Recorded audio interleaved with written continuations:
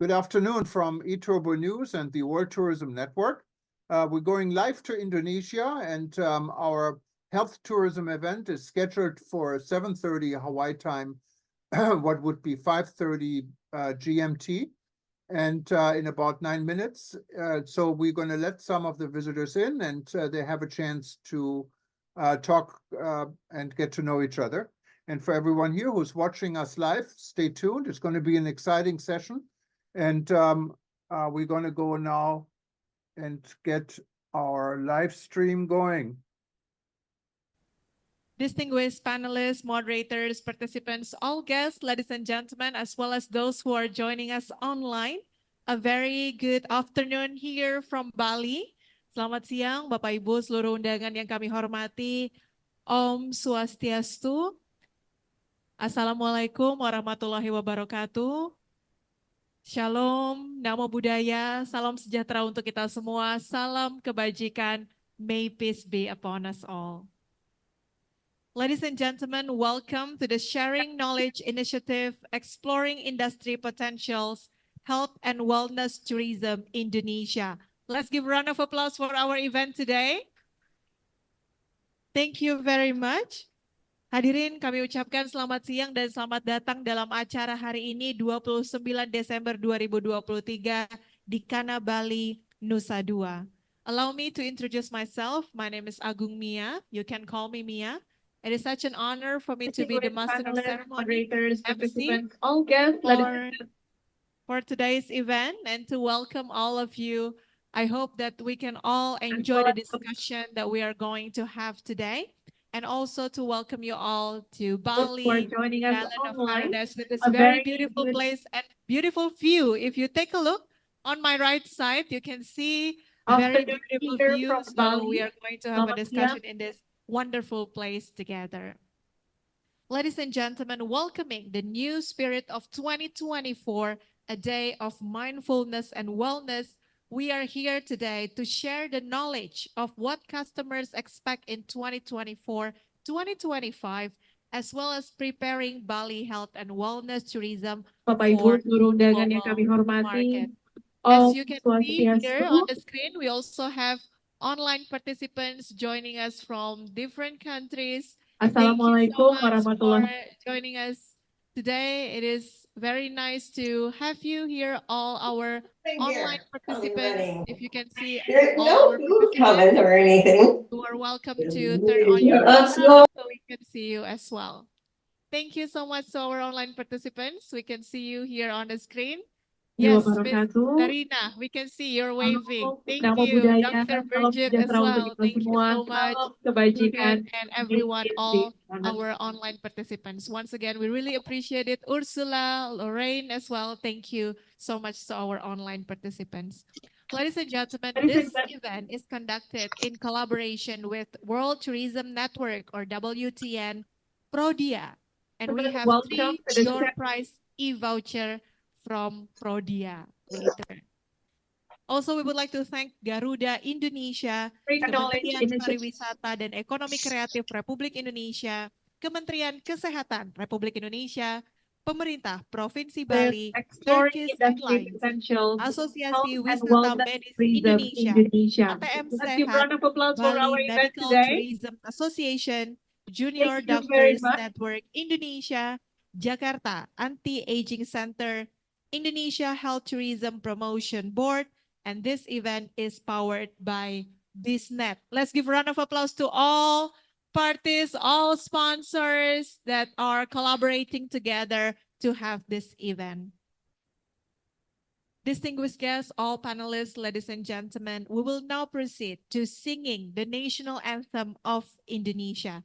Hadirin, berikutnya kita akan menyanyikan bersama lagu kebangsaan Indonesia Raya. Hadirin dimohon untuk berdiri.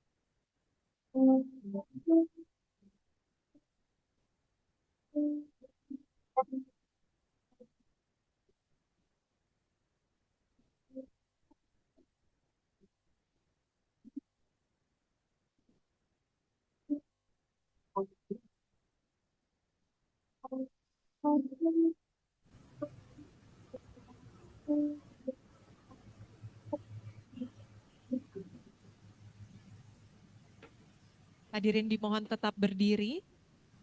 Kita akan melanjutkan dengan doa bersama. We will continue with prayer. Berdoa. Okay, well, I'm sorry because maybe this is about A, a lot better now. Yeah, thank you. website. Yeah. Oh, It's okay. So I would like to remind again that this is maybe continuation of the WTN summit in Bali on September. Yeah, when in the summit we discuss about the potential of Bali to create the health tourism. So now we are with Bu Moody and our friends. We would like to explore our potential in Bali, what we can to start to promote our program, our package that I would like to inform to the all of the people, not only in Indonesia, until all around the world. Thank you, Dr. Patra. So I think some of the WTN Global is also there following the Zoom meeting here. They're also participating on WTN Summit. So the reason why we are here is really to collaborate, and we are planning in 2024, we can start doing the promotion for health and wellness solutions offered by Bali, and of course in collaborate with World Tourism Network that now we have in 134 countries. Yeah, I remember that when the summit, one of the conclusion would like to bring the world to Bali. It's mean that you will bring the international standard to Bali and bring Bali to the world. Yeah. Fantastic. Okay. So that is one of the key points that we would like to work together and collaborate with international practitioners to support and help Bali to become world medical tourism or health tourism destination. And and the other way around, we would like to promote Bali to the world. Yeah.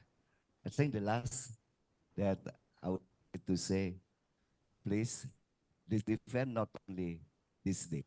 I hope that we will be make a regular meeting to monitor, to evaluate that what we have already to run, and maybe there is something that we must be discussed and have a solution, not only for the regulation, including the standard and including the promotion.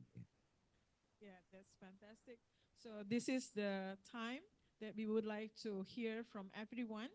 How can we collaborate? And maybe you can present to us your expertise and some of the knowledge on the health industry that we in tourism can work together and somehow package it together.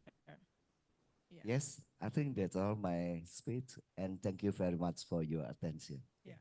Thank you. Thank you. Thank you very much, Dr. Patra and also Ibu Moody for your welcoming remarks. I hope all of you can hear me. Our online participants, can you hear me well? Yes. Oh, louder a little bit. Can you hear me now? We can hear you perfect. Hope so. Okay, thank you so much. We're now Yes, going I to can continue hear to you our from next Zambia. agenda. Opening remarks by the head of Government Tourism Office in Bali. In this occasion is represented by Bapak Iketut Yatnya Winarta SS Empar, Head of Tourism Promotion Government Office in Bali. Kita berikan tepuk tangan yang meriah Bapak Ibu. Selamat sore, Bapak Ibu semua. Good afternoon, ladies and gentlemen. First of all, I would like to. I'm so sorry. Please, could you please speak louder so our audience can hear you? Thank you. Sorry. I hope you can hear what I say. First of all, I would like to say thank you for the time given to me, and also I do apologize for the absence of Director of Bali Government Office. He cannot come here because of the business. He cannot leave, and now he has a very important meeting with the Governor of Bali, discussing about the program of the development of Bali in 2024. So I come here just to read his speech, welcoming speech from the Director of Bali Government Tourism Office in some of this discussion today. The Honorable President of WTN, Dr. Peter Tarlo, joined by yeah, thank you. The Chairman of WTN, Mr. Jurgen, and all committees, Ms. Nini, and has arranged this event, and all speakers and all audience participants who come to this place or joining by Zoom. Om Swastiastu. Assalamualaikum warahmatullahi wabarakatuh. Salam nama budaya.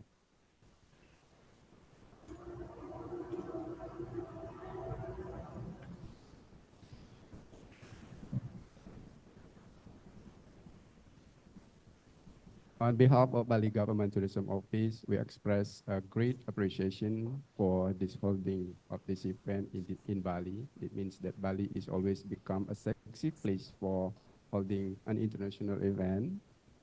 I also would like to express a warm welcome to all of you. Welcome to Bali. If you are not from Bali, welcome to Bali. And for you who joined by Zoom, I hope one day you also come to Bali. You have to see what is Bali like, and then you can enjoy what we have in Bali.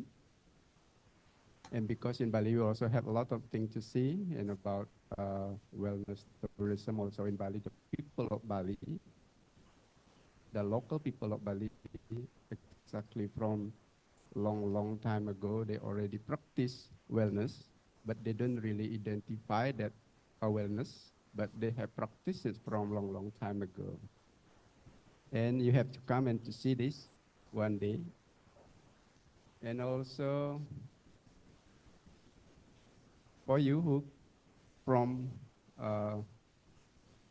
outside, not from Bali, you also have to inform your friend or family outside there one day to come to Bali, because now after COVID-19 in Bali, we have so beautiful condition, although there are some trouble, exactly like traffic jam, because traffic jam now in Bali we call not a trouble anymore, but we call it there's like something from God. If there's traffic, that means the economy of Bali now is good. So that's why traffic now not become a complaint anymore. Although we go through the road on long time, but now we can enjoy this because if we compare to what happened on 2020, Bali was very quiet. Nobody on the road, no car on the road. And then also the people, because there's no car on the road, so quiet on the road, their pocket also very quiet. And the road is very busy, they are very busy and they can enjoy it.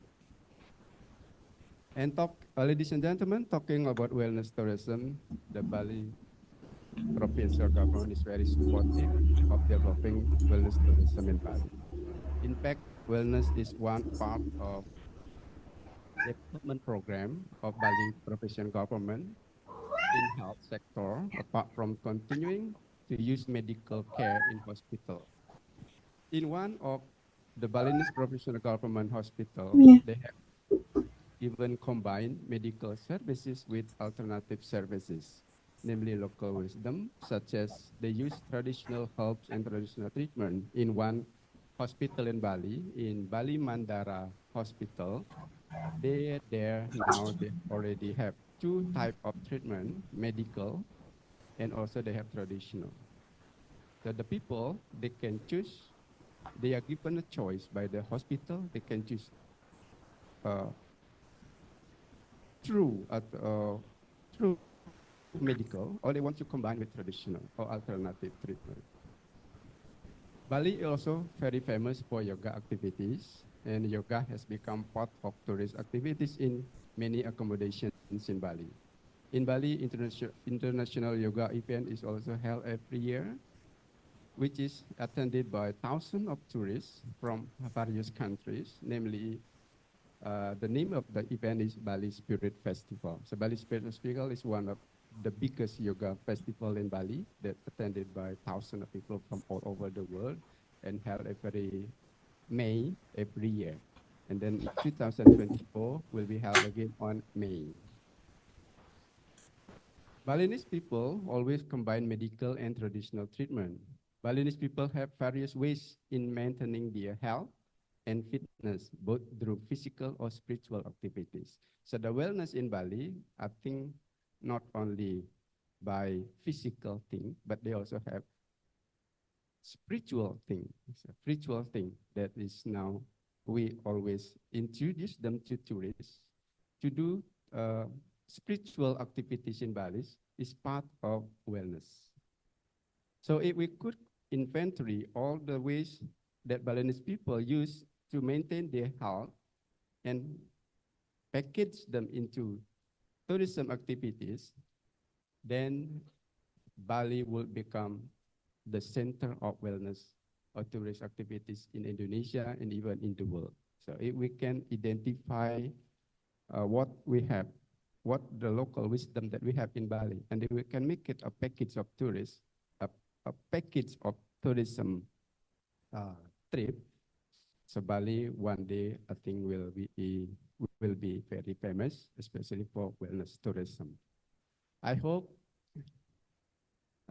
this discussion held in this event will have a good solution can be found in developing wellness tourism that is in the line with the tourist want. So we could build quality wellness tourism either in Bali, in Indonesia, even in the world. This is my brief greeting. Thank you very much. Om Santi Santi Santi. Wassalamualaikum warahmatullahi wabarakatuh. Salam sejahtera bagi kita semua. Salam Namo Buddhaya. Bali Government Tourism Office, Cok Bagus Pemayun, Director. Thank you. Thank you very much, Bapak. Matur suksema.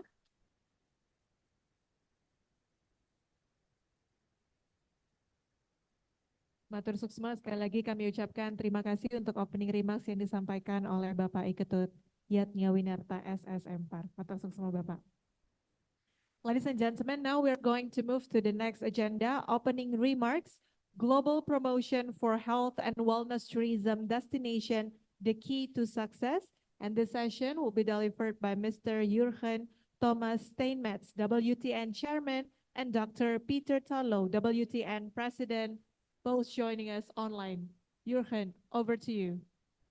Thank you very much. And just before I start, may I please ask whoever's, whenever someone speaks, to really speak louder. Maybe your technical people can turn up the microphone a little bit, because I had a number of complaints from our online participants and also from those watching us on eTurbo News that it's very hard to hear.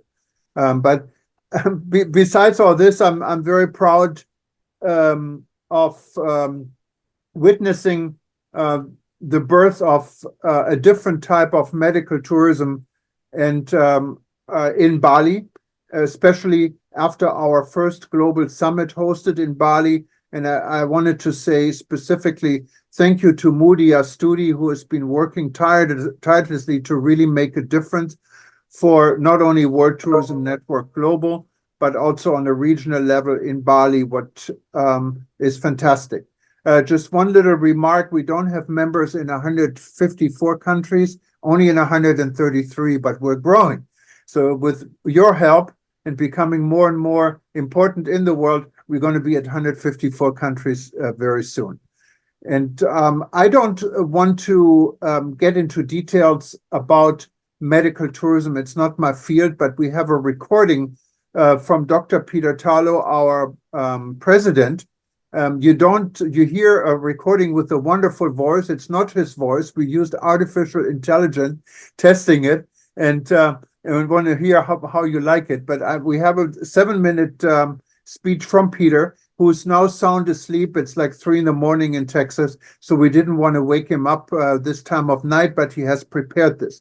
From my end, I'm excited, as I said, to witness the birth of a different type of development in Bali for medical tourism. Bali has long been known in the medical field, in a holistic field and natural healing. So it's not something completely new for Bali, but there is an enormous opportunity, I think, to catch up also with other countries in the ASEAN world, exchange ideas, and that's what we're here for at World Tourism Network.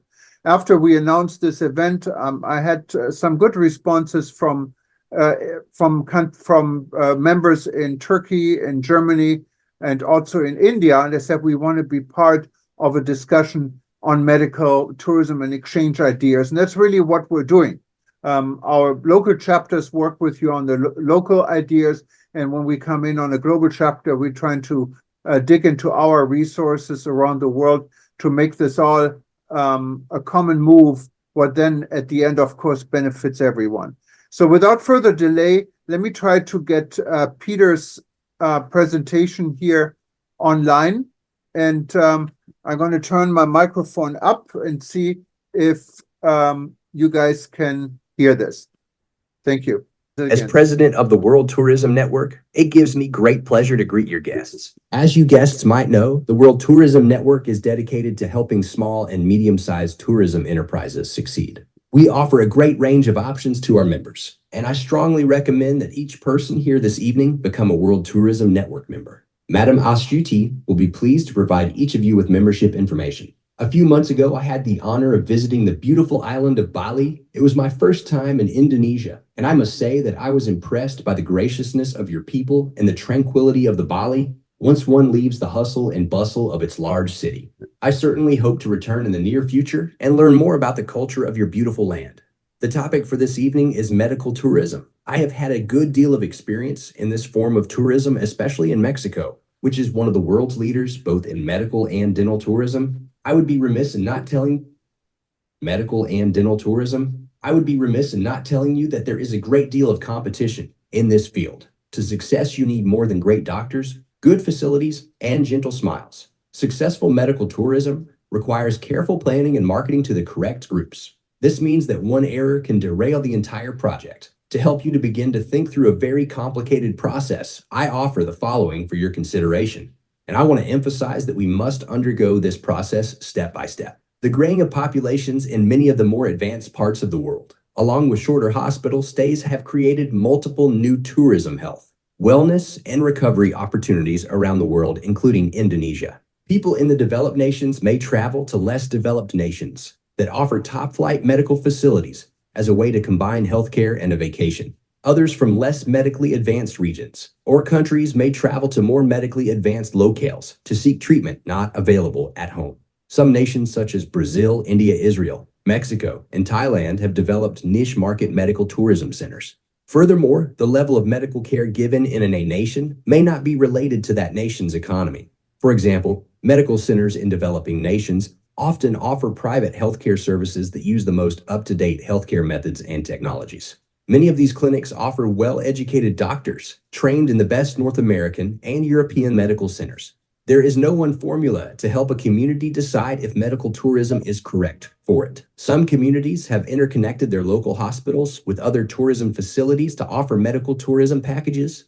Others simply promote good medical prices, good weather conditions, or excellent recuperation facilities. Medical tourism can be regional or international, based on long-range needs or short-range timeframes.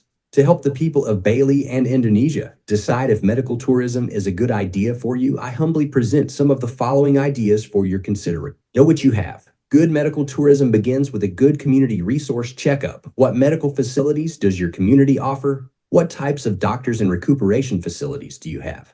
What languages are spoken in your community? How does your climate impact your healthcare abilities? How quickly can you get someone from a local airport to a local hospital or hospice center? How well are your ambulances coordinated with your tourism industry? Make sure that your customer service is top-notch. Visitors who come for medical treatment need extra amounts of love, care, understanding, and compassion. Lack of good customer service can not only harm a nascent medical industry, but also destroy it. To ensure the best medical tourism customer service, take the time to train people not only in generalized customer service, but also in the special needs that a patient may have due to a particular disease. Also take into account that family and friends of patients coming for medical treatment will also need a higher degree of customer service than is often provided. Make sure that your community understands the goals of medical tourism. Often medical tourism fails because the members of the community do not understand its goals and benefits. Locals may have misperceptions of what it means to bring people in need of medical attention into their community. They may not understand that they too play a role in the success of the program, or may resent the fact that their local doctor is now seeing out-of-town patients. Be sure to provide accurate cost-benefit information and work with your community, rather than imposing a new model onto it. Determine why someone might come to your locale. There are a number of reasons why people travel to other places for medical treatment. People may choose to go to another location. Due to lower costs, they may seek services not available in their home location. They may need to travel to a different location due to denial of services in a managed care or nationalized healthcare program. They may seek to combine rest and relaxation with a medical procedure. And/or they may be seeking privacy. In order to develop a good medical tourism program, it is essential to determine what drives your portion of the market and which of the above reasons may apply to your segment of the medical tourism market. Determine why someone might come to your locale. There are a number of reasons why people travel to other places for medical treatment. People may choose to go to another location. Due to lower costs, they may seek services not available in their home location. They may need to travel to a different location due to denial of services in a managed care or nationalized healthcare program. They may seek to combine rest and relaxation with a medical procedure. And/or they may be seeking privacy. In order to develop a good medical tourism program, it is essential to determine what drives your portion of the market and which of the above reasons may apply to your segment of the medical tourism market. Create recovery packages. For example, does your community offer places where weight loss can occur? Do you have centers where people can go for alcohol treatment? More facilities than they realize, but have never combined them in one simple tourism package. Develop activities for people between treatment periods or for their family and friends who may be accompanying them during treatment. Work with restaurants, religious communities, and others who can help you combine a total recovery package. Often smaller communities offer out-of-the-way destinations where people can go for treatment and not be bothered by urban temptations. Develop wellness centers. Nations such as Switzerland have long understood the potential for spas and other wellness centers. Medical tourism is not only about curing people who are sick, but also helping people to stay well. As such, consider combining sports tourism with medical tourism. Develop wellness programs that incorporate your medical and athletic facilities with your community's psychological facilities, its cultural institutions, and its food providers. These total packages offer health benefits to visitors and a new infusion of financial health into the local economy. Simplify your medical tourism package as much as possible. For example, South Korea is developing an island dedicated to medical tourism. That country has also opened one-stop service centers for medical travelers. These centers offer information booths and medical information websites in 5 languages. Even small-town communities can create one-stop medical tourism brochures that provide ideas as to what to do, where to go, and to whom to turn for help. Develop things to do during the period of recovery, not only for the person needing medical attention, but also for his caretakers or accompanying family members. Make sure that your location is not only secure, but also safe I hope that these ideas will help you, and I very much look forward to seeing each of you on my next trip to Indonesia.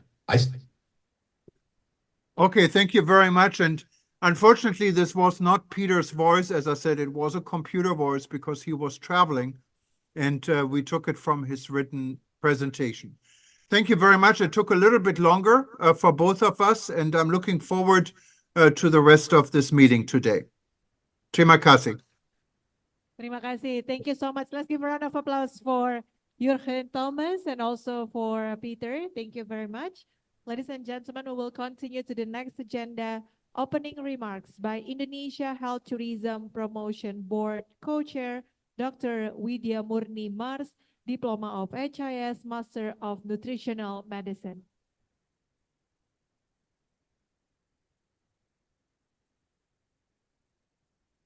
Mari kita sambut dengan tepuk tangan yang meriah, Bapak Ibu. Silakan.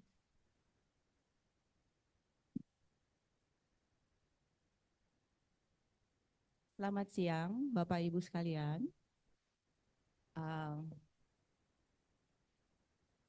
Good evening for the World Travel Network.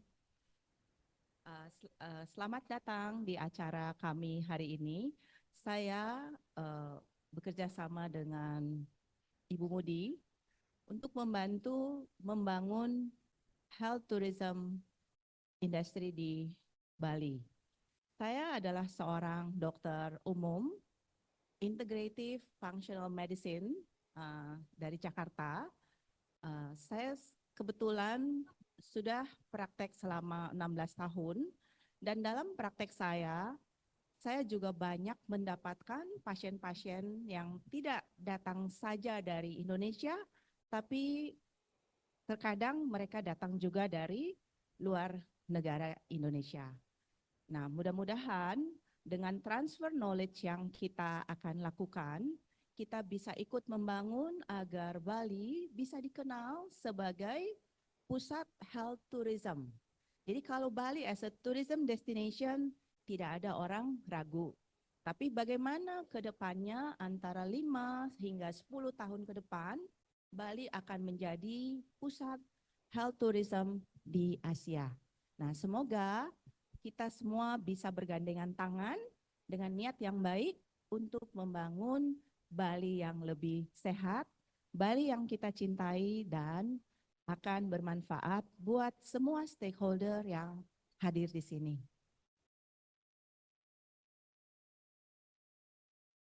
Do you want to do the translation? I think the most important things that we should do the cooperation together hand in hand to build the future of Bali as a health tourism destination in Indonesia and to the world. Okay?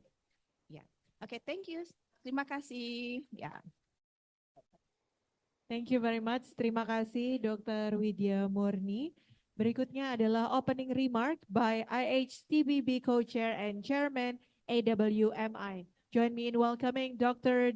Taufik Jamaan SPOG. Kita berikan tepuk tangan yang meriah Bapak Ibu.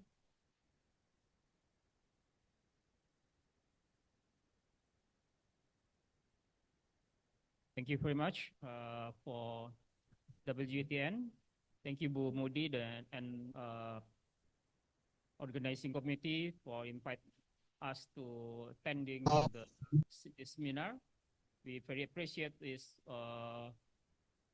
for this event because I think it's very important for us to improvement and to make empowerment to the health tourism in Indonesia. I'm introduced. My name is Dr. Taufik Jamaan, SPOG. I'm a specialist obstetrics and gynecology, especially in the fertility. At the time, we have developed 12 clinic, IVF clinic in Indonesia, because the fertility center is very important, and most our patient before maybe the last 10 years ago, some patient looking for the treatment in Singapore, Malaysia, and or Thailand to make pregnant program. Yeah. And Alhamdulillah, so far have we joined in the association. We developed the Indonesian Medical Tourism Association, Indonesia. We have about 300 doctors as practitioners to join in our organization. And many specialists in our organization is fertility specialists, orthopedy, cardiology, anti-aging, stem cell, and many specialists join in this organization. We very appreciate for this meeting because for the next year, we will develop maybe 30 clinic or hospital to develop as a medical tourism hospital. Yeah. We have collaboration with the Minister of Health and Minister of Tourism, Pak Sandi and Pak Budi, BGS is our friend, and they is very support to organization because we want to improvement the hospital services, especially in the medical tourism in Indonesia. Thank you very much. We very welcoming if we want to collaboration with all the stakeholder in WTN. Thank you very much. Terima kasih. Matur suksma. Matur suksma, thank you very much, Dr. Taufik Jamaan, for your opening remark. Ladies and gentlemen, and also our online participants, we will move to the next agenda, which is welcome address by Indonesian Ministry of Health. In this occasion is represented by President Director of RSUP Prof. Ngurah Denpasar, Bali.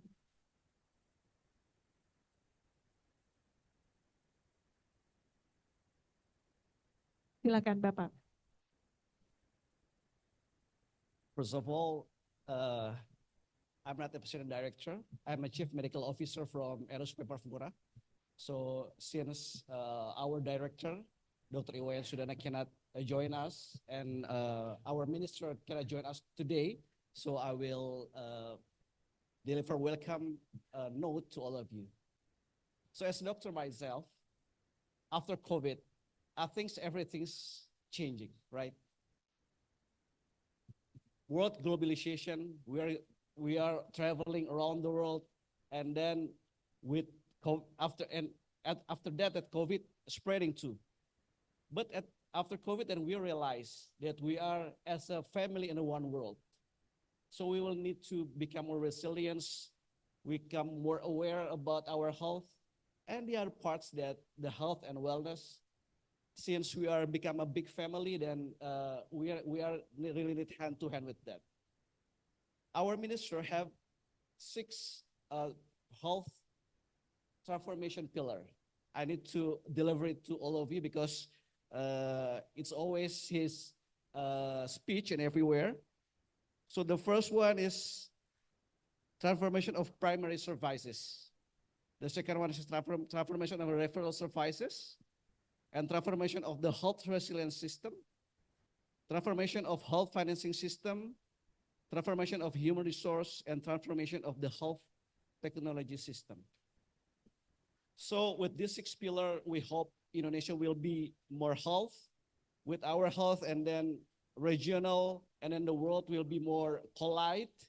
And of course, because of that, the wellness and health will be our future. As a family of one world, then we welcome all of you to join to us in Bali to discussing a lot of everything that you need to discuss. And since now in Bali, as a government hospital, we are become a pioneer of a wellness and aesthetic center in Indonesia. So it's happy for us to join all of you and collaborate everything, all of you. Then in the future, I think this collaboration will be a great. And I think that's all for me. I hope my voice is clearly there in online because there's a problem before that. Thank you for your attention. Om Santi Santi Om. Thank you. Terima kasih untuk perwakilan. From now on, I will hand over my microphone.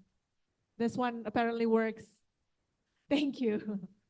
Sekali lagi kami ucapkan terima kasih untuk perwakilan dari Presiden Direktur RSUP Prof. Ngurah Denpasar, Bali. Well, ladies and gentlemen, and our online participants as well, now we are going to move to next agenda. We would like to extend our warmest welcome to all our distinguished invitees from government officials, association leaders, and also panelists. Kami ucapkan selamat datang dan sebelum kita lanjutkan ke sesi berikutnya, mohon izin berkenan saya introduce atau saya perkenalkan yang ada, yang hadir hari ini satu persatu sehingga kita bisa lebih mengenal kembali satu sama lain. I will introduce the panelists, I will introduce our distinguished invitees today one by one and call them by name so we get to know each other better. Thank you very much. Saya akan langsung saja memperkenalkan satu persatu dan mohon berkenan untuk bisa berdiri agar sama-sama kita mengetahui siapa saja yang ikut hadir dalam sesi siang hari ini. Kami ucapkan selamat siang dan selamat datang kepada Profesor Dr. Laksono Trisnantoro, MSc PhD, Staf Khusus Menteri Kesehatan Bidang Ketahanan atau Resiliensi Industri Obat dan Alat Kesehatan Kementerian Kesehatan Republik Indonesia. Prof, selamat datang, terima kasih. Berikutnya Bapak Iketut Yatnya Winarta, SS Empar, Head of Tourism Promotion Government Office in Bali. We also have Dr. Taufik Jamaan, SPOG, Co-Chair Indonesia Health Tourism Promotion Board. Okay, will join us again later. And Dr. Widya Murni, Mars, Diploma of HIS, Master of Nutritional Medicine, Founder, Jakarta Anti-Aging Center, as well as Co-Chairman, IHTPB. We also have joining us online, Mr. Jurgen Thomas Steinmetz, Chairman, World Tourism Network, or WTN. We would like also to welcome Ibu Mudi Astuti, WTN Indonesia Chapter. Mohon berkenan berdiri, Ibu. Terima kasih. We have here with us as well Dr. Sheira Aurani, Director Bali International Hospital, representative of PT Pertamedica Bali Hospital. Dr. Andi Khomeini Takdir Haruni, SPPD, Chairman Junior Doctors Network Indonesia, JDNI, Asosiasi Dokter Muda Indonesia. Baik, kita lanjutkan. Dr. IGD Wiryana Patrajaya MKes, Chairman BMTA. Dr. Zawawi Abdullah, Integrative and Functional Medicine Practitioner, MD, USM, Malaysia. Dr. Muhammad Sigit, Director of PT Telesehat Indonesia, ATM Sehat.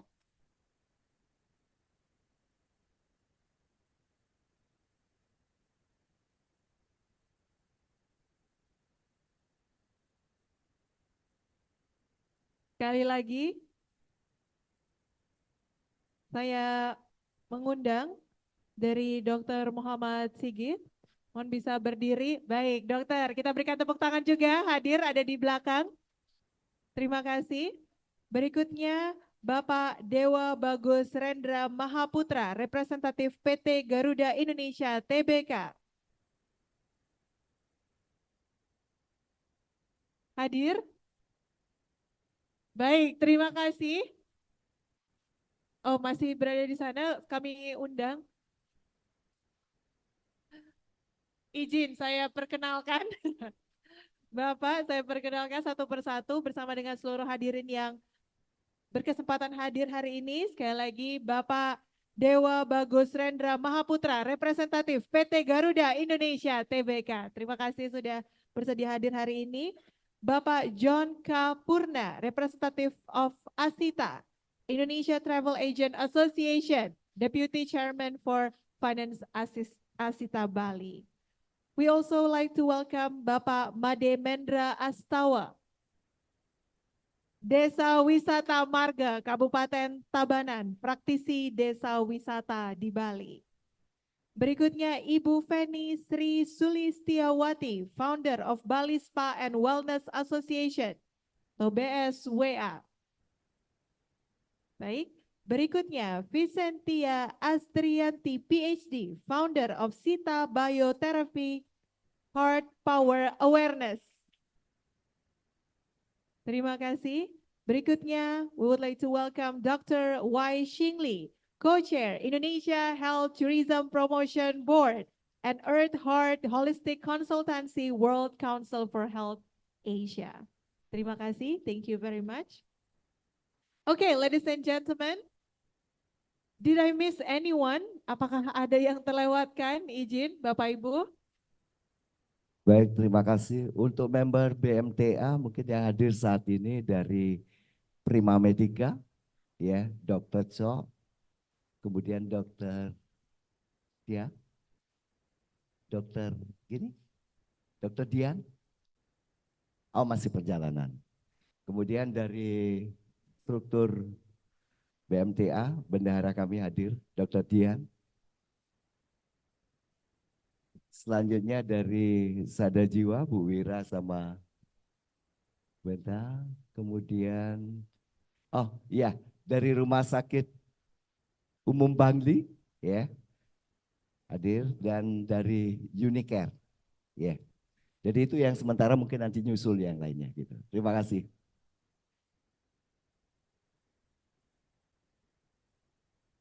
Okay, thank you very much. Once again, we would like to welcome all of our honorable guests and all participants, those who are joining us here and also online participants. Once again, we really appreciate that all of you are here and we are about to start our discussion.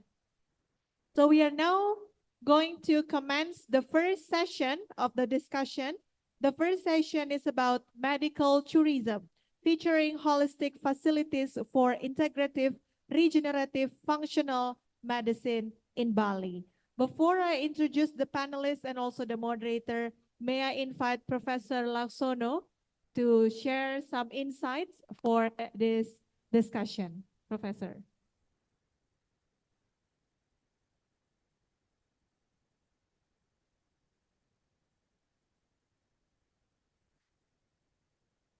Okay, thank you very much. Yeah. So I think I have to greet two other people there in Jochen, yes, and then Birgit and Ursula. So good afternoon. I don't know, where are they? Are they in Bali or different countries? Okay, so, okay. Oh, so maybe good afternoon, good night, good morning. So everybody, we have so many time differences. So let's start with some things about these awareness activities. Yeah. So I'm as a special advisor for the minister, is having one big task for introducing more medical sciences in the wellness industry. So as we understand that at current, we have the business of wellness or the world of wellness, and it consists of many, many things.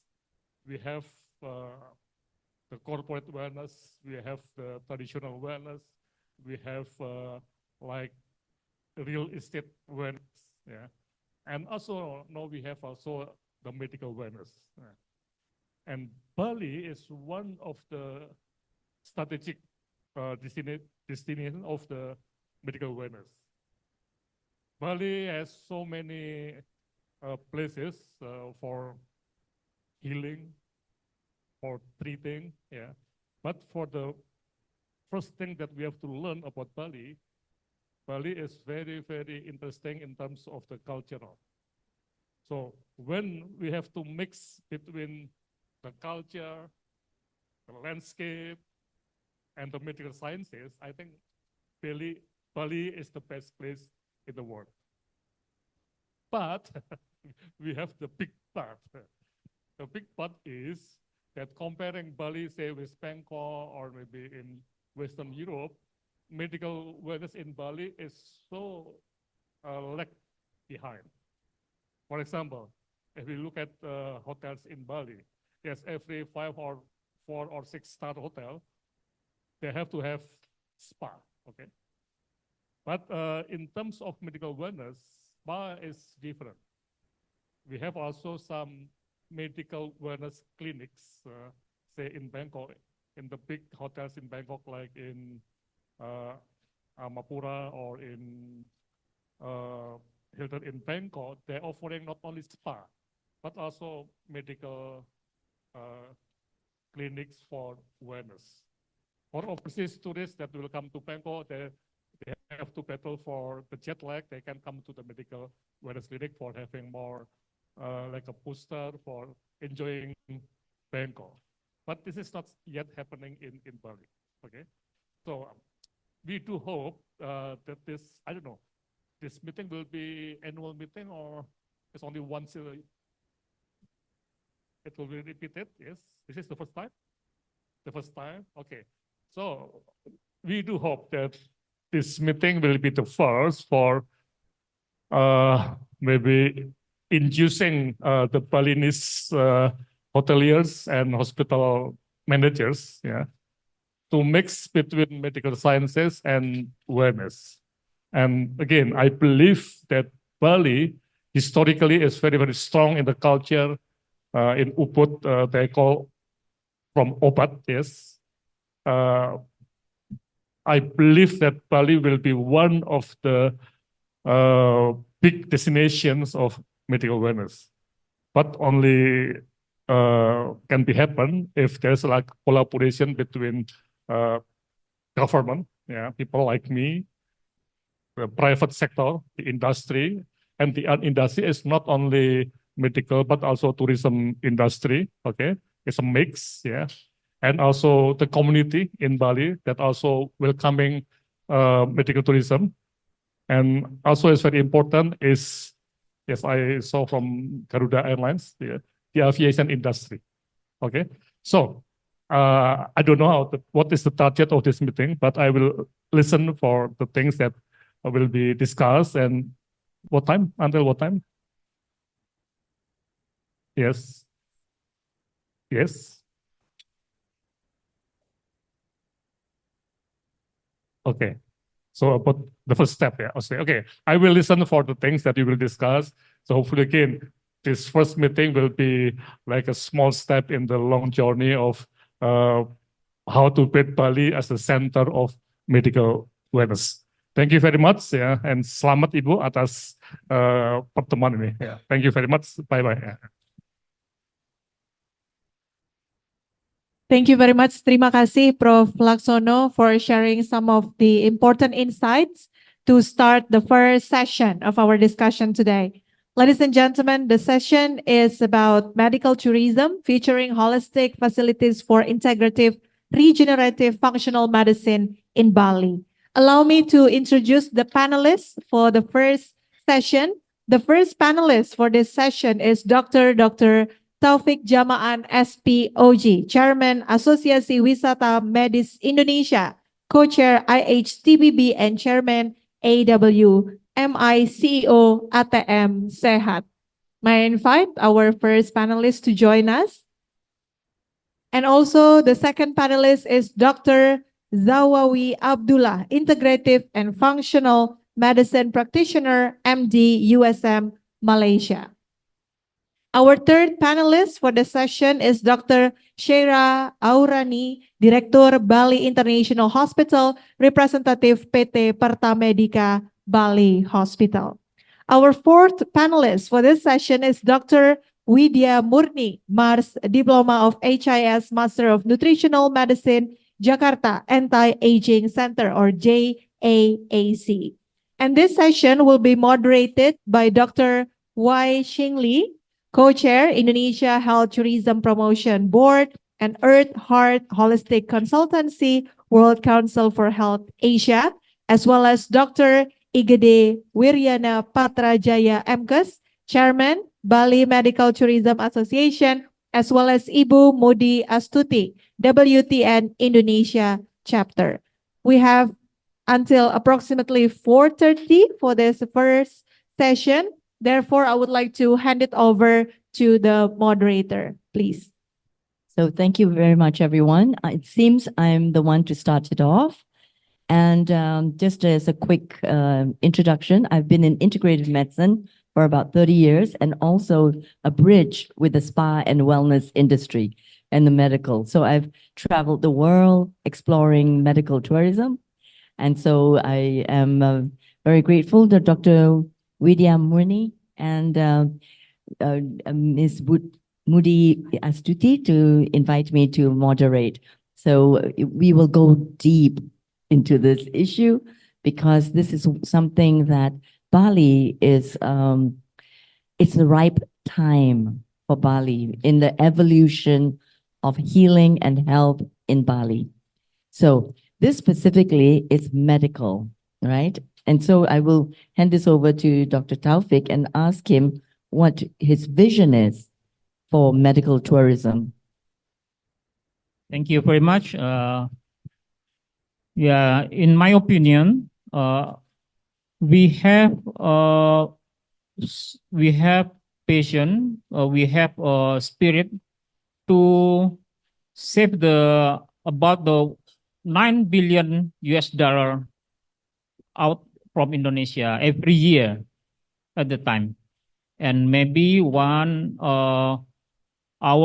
we must collaboration with all the stakeholder medical tourism Indonesia to protect the devisa to out from Indonesia for the next time, because we have advantage, but we have the big population at the time, maybe 285 million people.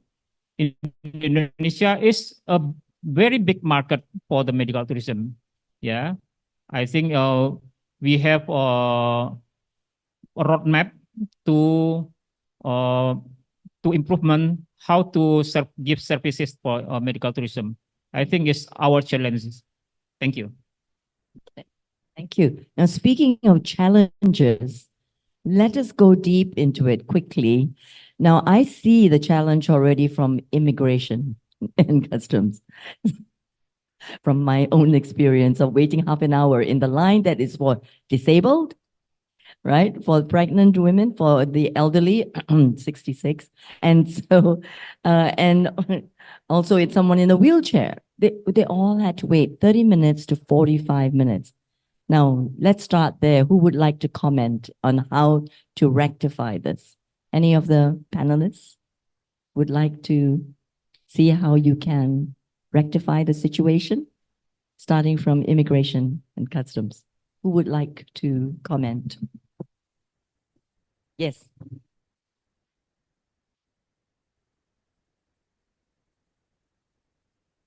Okay.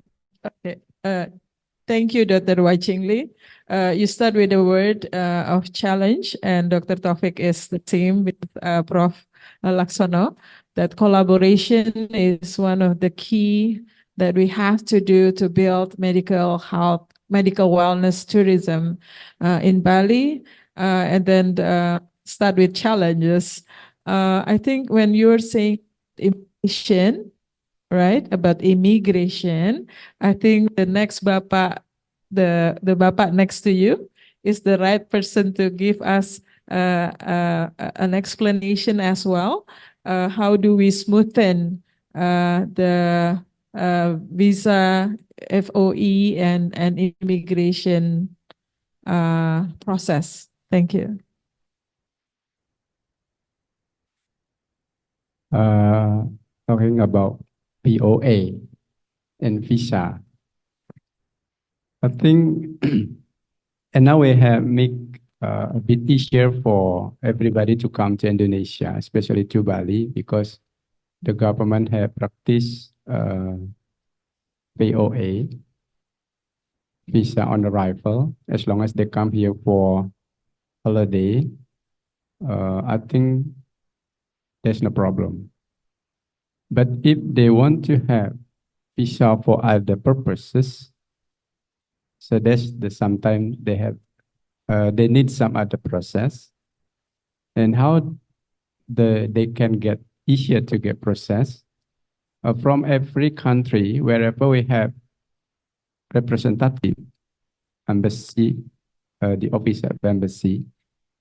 So they can apply visa from the embassy of Indonesia everywhere, as long as they have the embassy there or they have office of consulate, they can go there.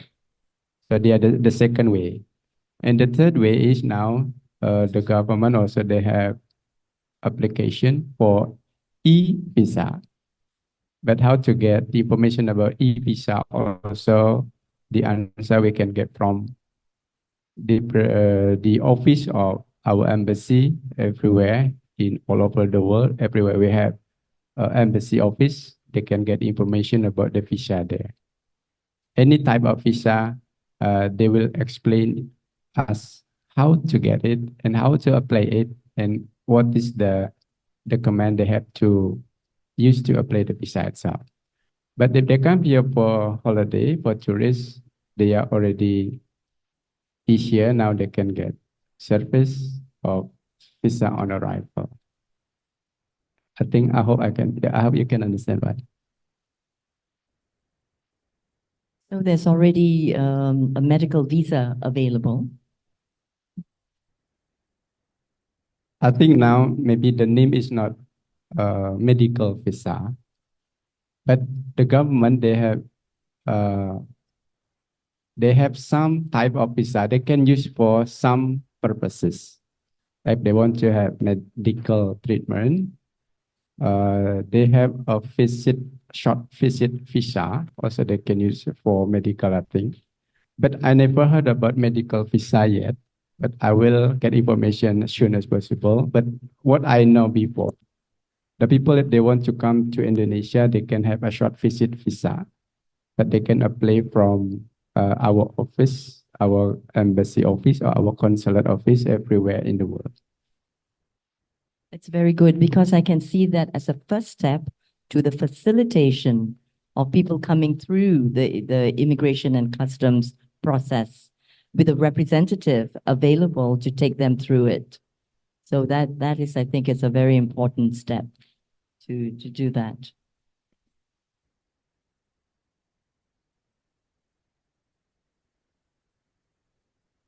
Okay, yeah.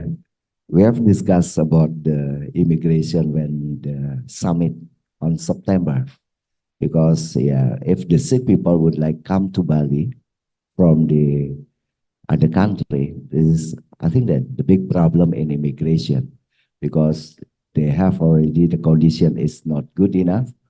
Why we are in Bali start with the medical wellness here. Maybe for the medical wellness, I hope that the condition of the people who come to Bali is still healthy, so don't need the condition is specific like this. Once again, for Dr. Taufik, you said that there is a roadmap from you, from Indonesia Health Tourism Board. Maybe you can explain more detail, or there is maybe you have application and etc. for the program of the to promote the potential of the health tourism in Indonesia and special in Bali. Okay, thank you, Dr. Patra.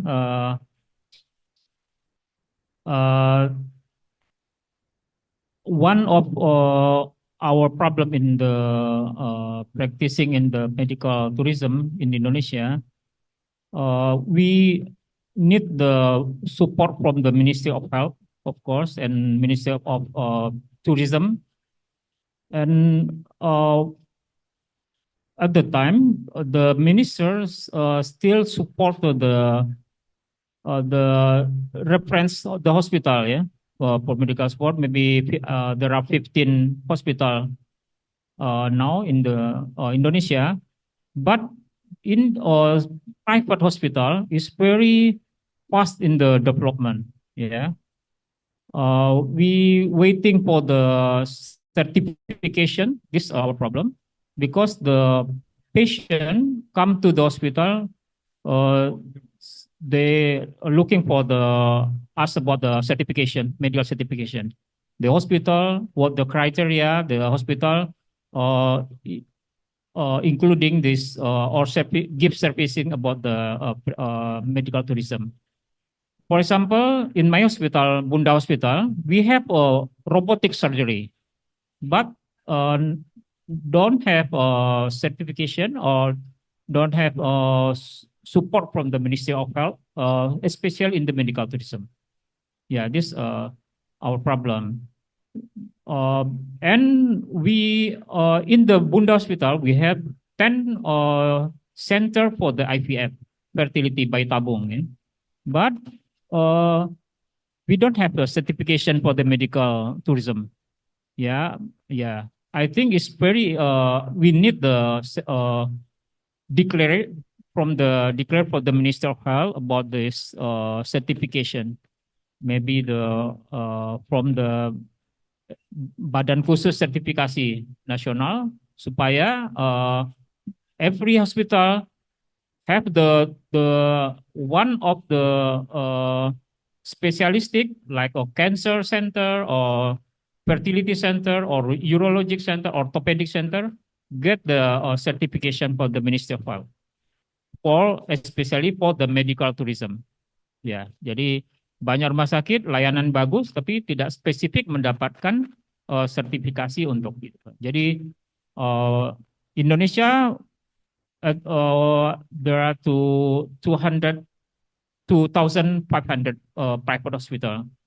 I think yes, most the hospital have the center, but not all the give services for the medical tourism. Only one or two discipline or one two department have excellent center of excellence in hospital. Jadi, thank you very much. Ya, mungkin Prof. Laksono. Yeah, I think we have to classify it about what types of medical tourism. I think Dr. Taufik mentioned about one classification of medical tourism, and this is the curative care. And we have the Minister of Health regulation in 2015, and yes, in this regulation, hospital that is can be medical tourism center is class A or class B, okay, and your hospital is B, so you can have like certificate for this, yeah. And at the moment, about 15 hospitals already granted these certifications. But for the second groups of medical tourism, this is for the healthy people, not the sick people. Yeah, like wellness is concerned with healthy people actually. So like maybe a group from Singapore, they plan to go to Bali for medical checkup, or maybe for beauty, or maybe some primary care activities. This is not under the regulation for the sick patient. So there are two types of medical wellness, one for the curative for the sick patient, and the second one is for the wellness for the healthy people. And if we look at the number, I think the healthy people is much more frequent. So Bali is not only for the sick people, but also for the healthy people. Yes. Okay, thank you. Dokter, saya boleh saya bicara sedikit? Enggak, dokter. Jadi begini, nggak apa-apa. Mumpung Prof. Laksono ada di sini, saya mau bicara bahasa Indonesia aja ya, supaya langsung. Yang saya tahu saat ini, Prof, banyak sekali orang Indonesia pergi keluar bukan hanya mau berobat ke dokter. Mereka sekarang pergi detox ke Koh Samui, itu kalau mau dilihat Instagram sangat banyak, dan mereka promoting apapun sakitmu, mau cancer, mau apa, ayo kita pergi detox di Koh Samui. Nah, saya hanya cerita bahwa saya punya program detox. saya hanya kerjakan di klinik. Semua boleh lakukan at home selama 6 hari. Saya sudah praktek 16 tahun ini masuk 17 tahun. Dan almost all the patient itu are very safe do the detoxing at home. Yang saya ingin mintakan kepada Prof. Laksono bahwa kalau rumah sakit, klinik, apa-apa semua diarahkan untuk menjadi health tourism provider, mereka harus tahu dong apa yang harus mereka lakukan. Masalahnya mereka, okay, health tourism, but they don't know what to do. What is the services that they should do to provide apa yang diinginkan? Itu aja. Mungkin Dr. Taufik boleh lanjut tadi diskusinya. Boleh menambahkan sedikit, Prof. Laksono. Jadi menanggapi hal itu bahwa kami kebetulan di AWMI ini, Prof. Jadi Asosiasi Wisata Medis Indonesia ini kan ada kira-kira sekitar 300 dokter-dokter bergabung di situ. Jadi termasuk Dr. Widya Putri juga, Widya Murni, sorry dong. Jadi artinya kami sebagai praktisi ini memang melakukan pelayanan dan melihat problem setiap hari di lapangan begitu, Prof. Jadi tujuan kami dalam hal ini mesti ada sedikit regulasi juga dari kementerian agar bisa lebih spesifik mendorong rumah sakit ini untuk mendapatkan sertifikasi wisata medis ini. Jadi tidak hanya rumah sakit yang besar, yang full, lengkap, tapi rumah sakit yang punya 1-2 keunggulan itu harus dijual semaksimal mungkin. Karena saya baru juga lihat kemarin di KK IPF, kandang kerbau hospital di Singapura, ya KK. Tapi kandang kerbau tapi isinya manusia semua pasiennya, dan sebagian besar itu pasiennya dari Indonesia semua. Jadi fertility IVF-nya bayi tabung itu isinya dari Cirebon, dari Bandung, dari Padang. Saya lihat loh, ini kok Anda nggak pasien orang Singapura sendiri ya, nggak ada orang Singapura nggak mau punya anak lagi gitu, maunya orang Indonesia. Sasaran kita orang Indonesia. Mereka ya lebih banyak child free atau apa pun lah. Jadi Singapura walaupun udah disubsidi nggak mau punya anak juga, sementara orang Indonesia pengen punya anak terus, dan ada 5 juta tiap tahun penduduk Indonesia bertambah fertility rate-nya. Sementara ada 20% orang Indonesia mengalami problem infertility. Baik, jadi mereka butuh untuk datang ke klinik-klinik fertility dan kesuburan ini. Termasuk klinik kami di Bayi Tabung. Saat ini kita sudah ada totali di asosiasi kita itu ada 55 center Bayi Tabung. Jadi kita harapkan nanti Bali ini akan jadi hubnya, medical hubnya dan center untuk IVF tersebut. Jadi kita akan dorong juga kalau nanti kita punya satu center di sini, nanti BIH ya dok ya, itu akan kita promosikan besar-besaran untuk sebagai center untuk IVF-nya, untuk bayi tabungnya. Jadi kita harapkan pemerintah lebih bisa memberikan sedikit kelonggaran rumah sakit yang punya 1-2 keunggulan untuk ortopedi, untuk cancer, untuk urologi misal center itu bisa didorong semaksimal mungkin. Itu harapan kami begitu, Prof. Terima kasih.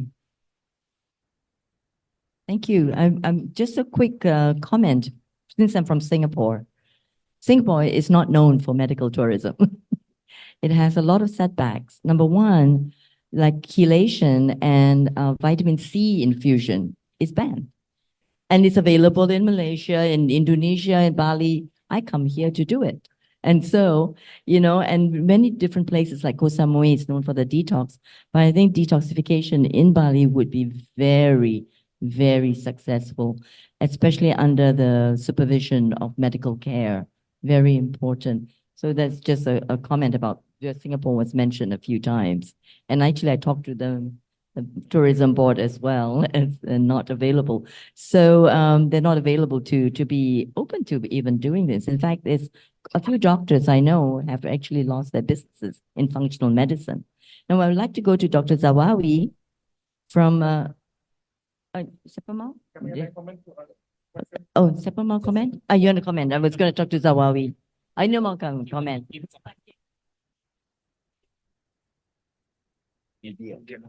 Yeah, thank you, Ibu Widya. So I have to speak in English or in Bahasa? Okay. But she cannot understand. Yeah. Oh, and the other case, they understand or not? Okay. So, okay. Yeah, mix ya. Ngomong mix ya. I think Ibu Widya ya. sangat penting untuk melihat the regulations. Actually, we can look at both groups. So for the healthy people, untuk orang-orang sehat, yes, we can use the regulation for clinics, ya, untuk klinik, Bu ya. Saya nggak tahu Ibu yang detoxnya itu klinik atau apa? Klinik utama dan klinik pratama, ya kan? Ada dua macam klinik. Yes, I think we have to make in Indonesia, also in Bali, how to use the regulation of clinics.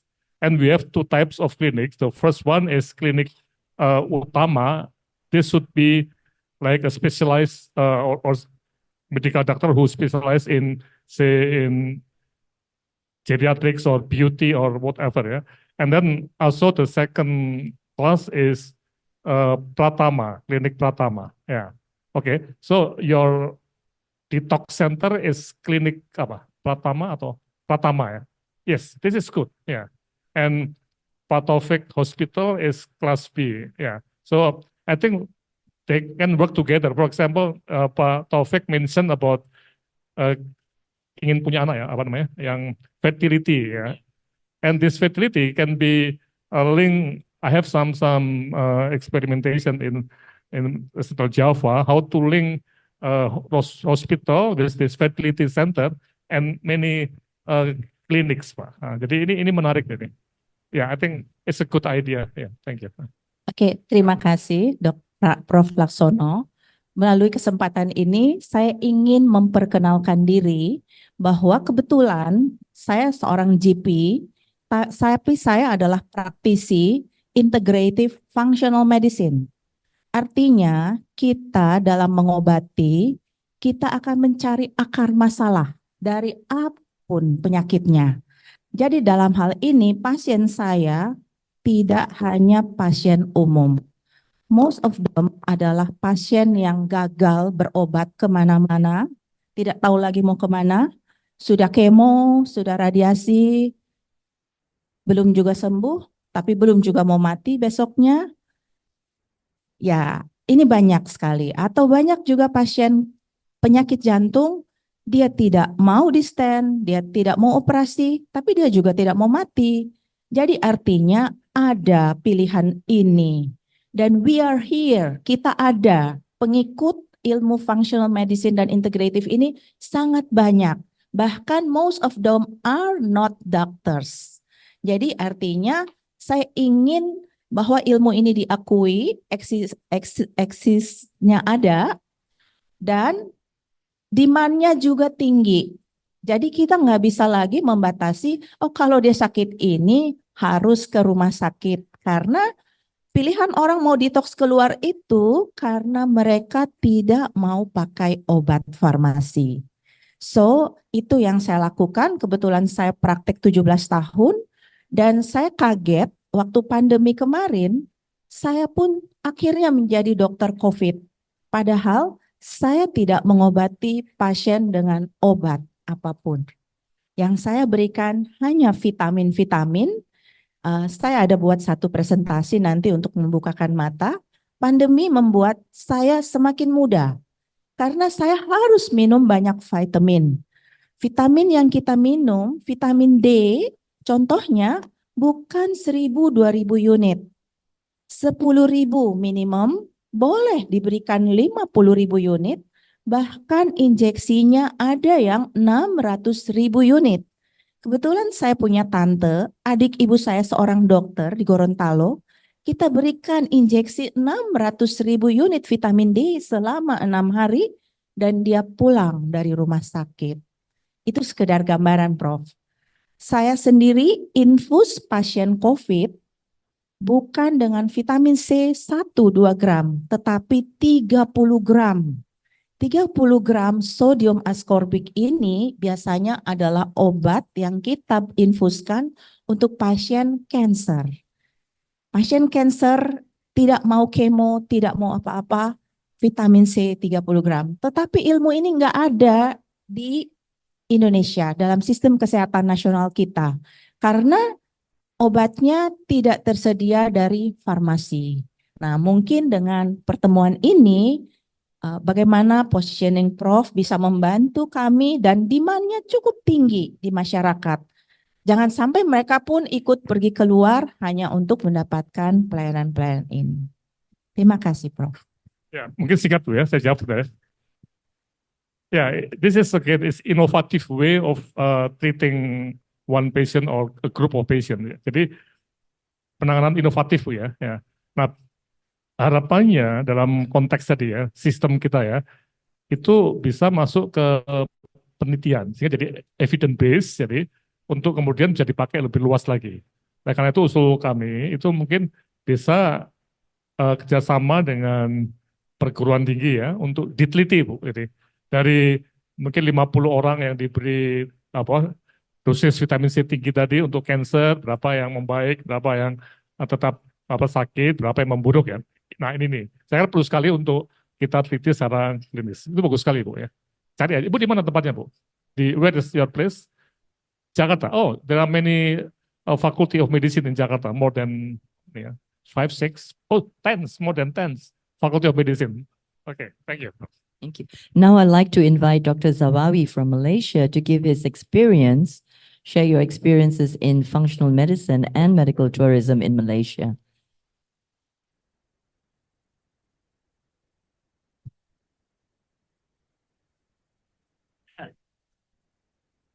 Okay, thank you for having me. I have 40 minutes. I've given 40 minutes, so I use a slide for whole presentation. Then we can discuss from there. Okay, so back to our functional medicine and integrative medicine. In May 2018, we have a conference in Manila, 5 days, 250 doctors attended. And was stated that out of all the 997 qualified functional medicine, qualified meaning they sit exam and pass, 997 from all over the world, and 6 from Asia. Sorry, 6 from Asia, yeah, the whole of Asia, including India, considered Asia, and all 6 are Filipinos. This is under international. This is under Institute Functional Medicine America. So in Indonesia, as far as I know, minimum of around 70 doctors, maybe Dr. Vidya know about the figure, doctor who learn about functional medicine, but they don't sit exam to get certification to put on their card, on business card. But they learn about this, and about maybe 100 doctors in Indonesia about that.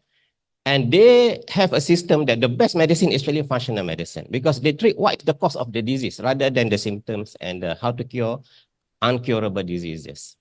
So this is just introduction about the scenario of demand. And at that time they say May 2018, 2.5 million people from ASEAN countries searching who is functional medicine, practice functional medicine in ASEAN countries, because they are looking to see the doctors of functional medicine. Okay. And in this is just introduction, 2013, I received a call from a stranger from Australia. The guy said, I got your number from Germany. Can I buy you hypothermia machine? Put in your place, and I will bring Australian people to go to your place to the treatment, and we make a lot of money. Instead of Australian fly all the way to Germany to do hypothermia. I repeat, at that time, not a single hypothermia machine in Australia. The Australian people flew all over the way to Germany to get hypothermia treatment for cancer and for many other things. So, because of you say we can make a lot of money, so I just cut off. I'm not in the we need money, but not to start with. We buy machine and make a lot of money. No, that is not my way. So this is 2013. And until now, the best machine or the good machine for hypothermia, not a single machine available in Indonesia. So they always go to Malaysia and they go to Korea, they go to Germany to do just hypothermia treatment. And it's a blessing that evolution of time, we had a better and better machine, and the whole of Indonesia require perhaps 300 hospitals, they can have this machine to service the people with cancer in Indonesia alone. Because in Medica, there are 3,000 medical journals. Among medical community doctors, the #1 medical journal is the Lancet. And the Lancet say, in many, many papers, nothing can be offered for cancer, meaning they are waiting to die. Hyperthermia still have a role to play, still have a role, can be prescribed, can be suggested. Second, in other paper of in the lesson, any cancer that you add hyperthermia, survival minimum double to 5 times higher. Any cancer you add hyperthermia as treatment, as combined with conventional treatment. Conventional meaning standard of care like surgery, chemotherapy, radiotherapy. The survival minimum double. So, but not a single machine available in Indonesia.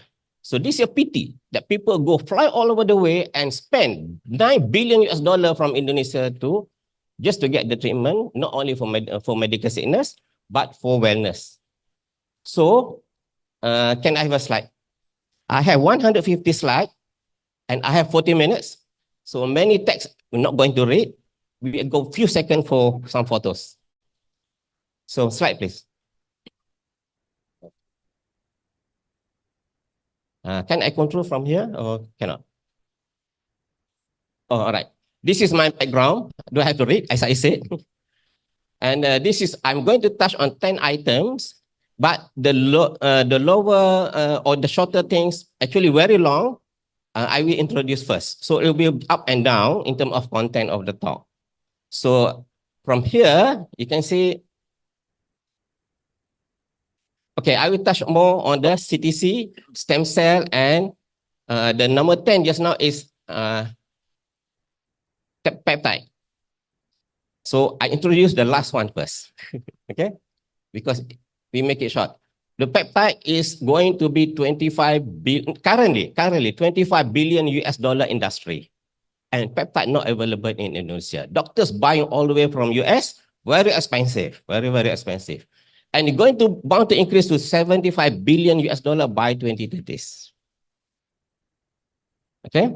And peptide is very natural, quite natural. Consider natural therapy in terms of the industry is no regulation. No regulation for peptide.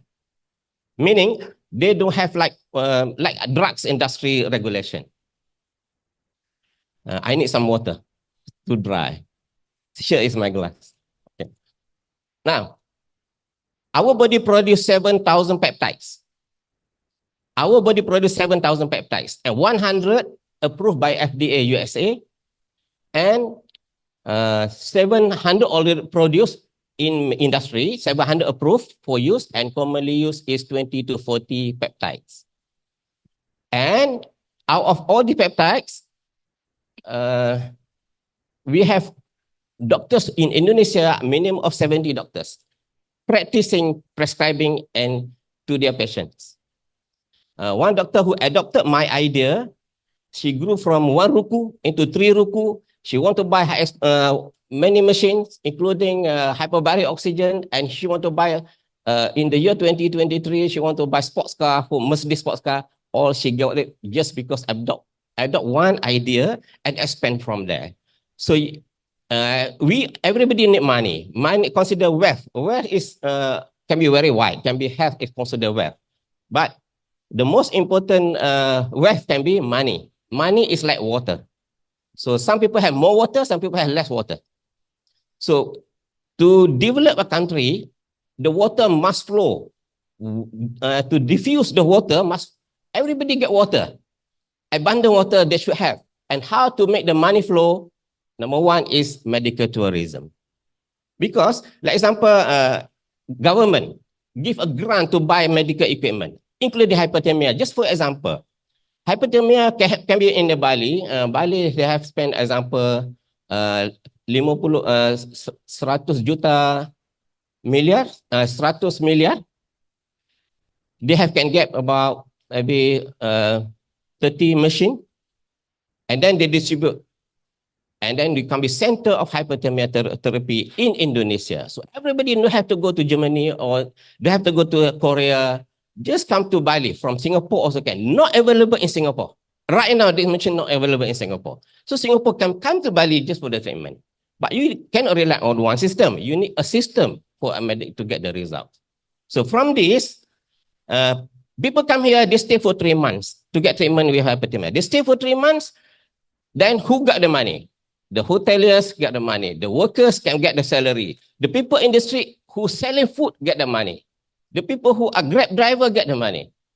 Then everybody get money just from one person. And you imagine hundreds of people, thousands of people come to Bali just to get medical treatment, which is easily available in our other place, just to bring to Bali.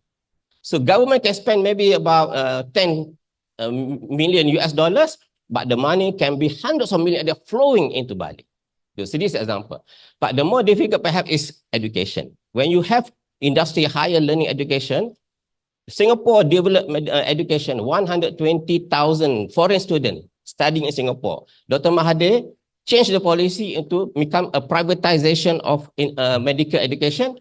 And then the group, now Malaysia has 100,000 at any one time, students from overseas. Then they bring, I think, billions of US dollar in hundreds of billions of US dollar by students. Because they have scholarship, they spend the money in the country. So develop medical tourism, develop education, higher learning education. So this is the money, easy money for the country to get. Malaysia earning industry in money earning foreign exchange for tourism 10 times higher than Indonesia. Whereas Indonesia have so many islands, I believe 17,000 islands or 13,000 islands, 17,000 islands. They can sell the islands, but why people don't come to Indonesia? They have to study why. And when people come, they go for the long stay people rather than 3 days, 1 night or 2 nights. There's not the real money to come in for industry. Now, these are the example of peptides. And I talked to, these are commonly used peptide that I mentioned just now, commonly used. And these are the type or group of peptides. And I did a DRZ20, which is the first peptide therapy workshop in Asia. I'm the first one doing the training. And then we have the speakers, invited speaker, and this is the hall that we do. And I also in teaching a lot on clinical metatoxicology and detoxification. And this 108 doctors attending our, this hotel is Marriott Setia Alam.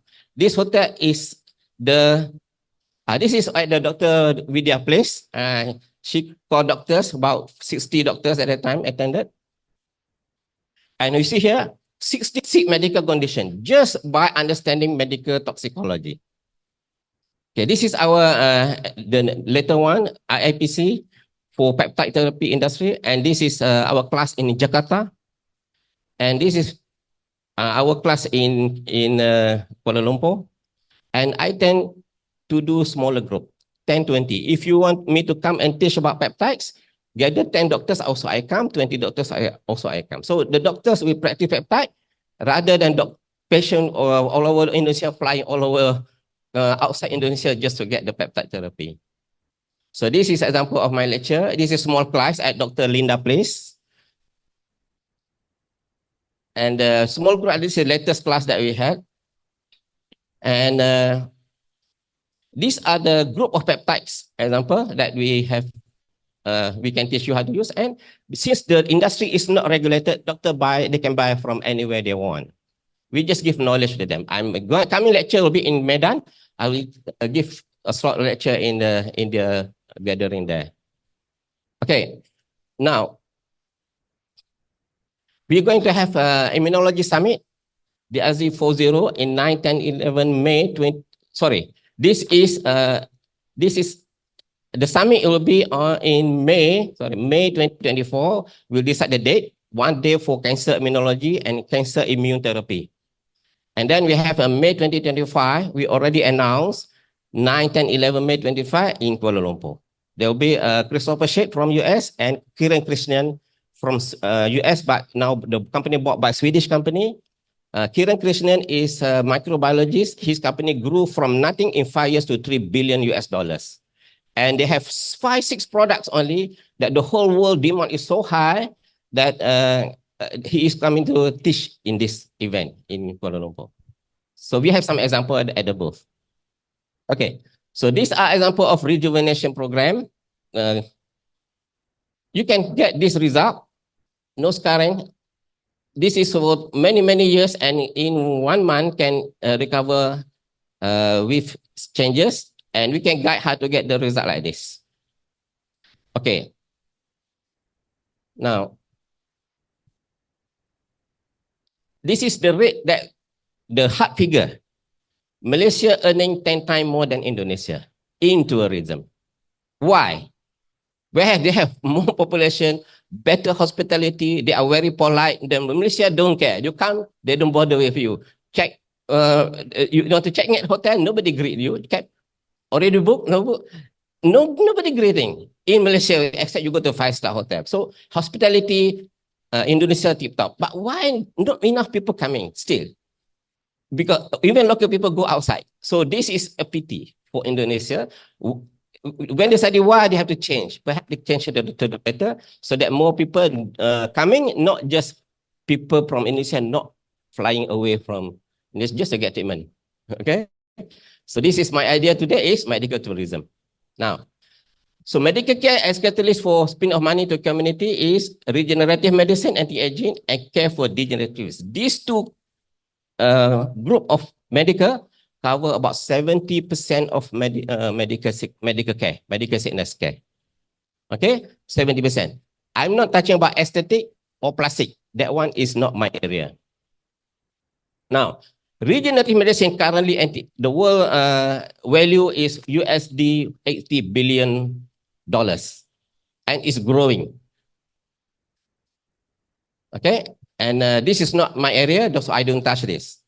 But genetic we do. Genetic testing for how old are you. If you are 50-year-old, you can be 60-year-old, you can be 40-year-old based on biological age. So we have that, but I'm talking about genetics of more detailed genetics. So these are just example of few degenerative diseases that they can be healed way in advance before intervention by hospital can do. We can do much better. Dr. Vidya, I believe, can do much better before establish disease. You see, I'm at my age, I am better eyesight than any children. I can read very, very far and very near I can read. Why? Because we have a system to take care of our eyes. Now, anti-regenerative medicine, we can say is stem cell, exosome, bioidentical hormones. Wait, I have to time myself. Otherwise, I can talk for 3 days, usually. I talk for 3 days, then we cannot sleep until night. Okay, after the time on that. Right. Bioidentical hormone, peptide therapy, and so we remove that. Example of peptides, yes. So these are the exosome is Nobel Prize, 2013 awarded Nobel Prize exosome. Exosome produced by stem cell. So stem cell, there are types of stem cell, and many people in Indonesia practice from sheep and rabbits, from Germany, from Spain, from Japan, but this is not real stem cell. What we want is human stem cell, and the advantage of Watten's jelly stem cell. And one day when more demand and got investor, we can bring the lab into Indonesia. So the whole of Indonesia can come to where the, because you have to deliver and we can infuse into patient within 5 to 6 hours. 6 hours can do. We can extend to another 10 hours depending on how they preserve the stem cell. So instead of we fly all over the way from Kuala Lumpur to bring stem cell, one day can bring into Bali. So the thing that I want to stress today, before any cell therapy, regenerative medicine approach, you must check the patient have cancer or not. Because evidence, more evidence now, people who inject stem cell, they have nodules of cancer cell, the cancer cell grow faster than before they do the jab. So instead of getting the benefit of stem cell, they have problem with cancer. So this is proven by animal study and records and observation in human cases. So in medicine, the principle of first do no harm, this is the one of the best example of first do no harm. Okay, now, the problem is we don't have the good and accurate and sensitive CTC in the past, but now we have. They have in my hand the most sensitive in the world, 8 times better than what they have, USA have. 8 times better than the machine that approved. There are 2 machines approved by FDA USA. One is Celsus USA and one is Micario Taiwan. So the Micario Taiwan side by side comparison they spike with cancer cell into normal blood, they have detection rate of 8 times higher than census USA. So we can do better than American. Okay, see here, this is immune. Why people aging is due to one of the thing is immune cell aging of immune cell. So when aging immune cell, any senescent cell is not cleared by immunity cell. So to do the proper stem cell, regenerative medicine, boost up immune cell and you do stem cell therapy. How to do that? We can test. We can test NK cell activities. Okay, so this one too technical. We go very fast. So this is natural killer cell. This in medical, a lot of in medical immunology journal. These are the normal activity of NK cell, natural killer cell activities. We can test. And these are the people with cancer. The people with cancer usually have very low NK cell. So beware, if test very low, the person is at risk of cancer if they still don't have. And you can boost up NK cell activity by NK cell therapy or hyperthermia.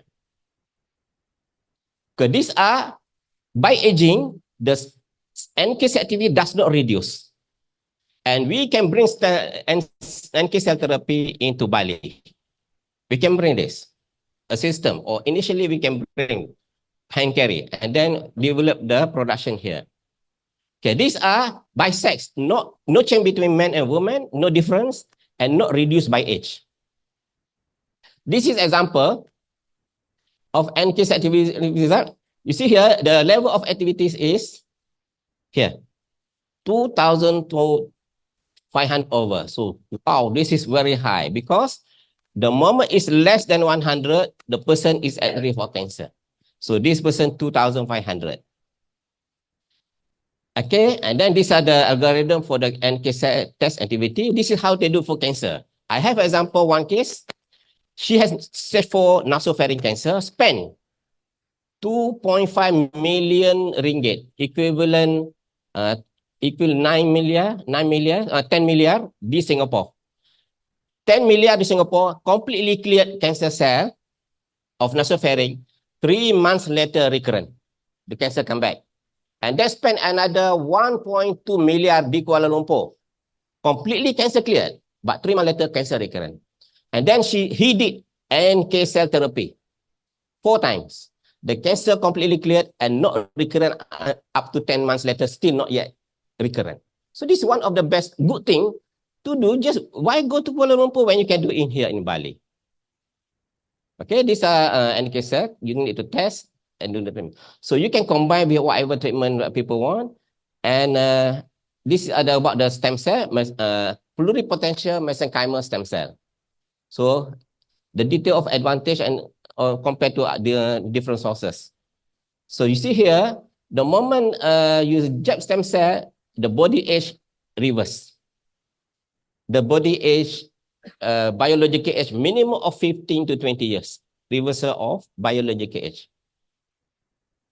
I have a 21-year-old girl where we check the age, she is 43-year-old. We can do the test. It costs 3,000 over ringgit. Dr. Vidya have the test. I mean the sample taking, the kit that I bring for Dr. Vidya. So Dr. Vidya can do the test. We send how old are you? So if you are 50 or 60, 55, your age is 75, you are no time you're going to die soon because you are already 75. So the test can say how old are you. So we have the test. Actually, sample sent to Australia. So this is pluripotential. Is it better than multipotential stem cell? Mesenchymal. So there are many sources. As I said, that we are looking for one of the best is Wharton's jelly. This is human, and we take 3 inches close to baby, and 2 generations of no congenital problems, and there are no cancer and no cardiovascular death at young age. And then we kept at 100. The master kept at 189 degrees Celsius. At all, usually we finish in 1 year. Rather, they keep cord blood for after 2 years. Actually, no activity of stem cell. So grow double, being within 4 hours, and in 5 days we can grow to 100 or even 500 million cell. So they must pass certification for the standard.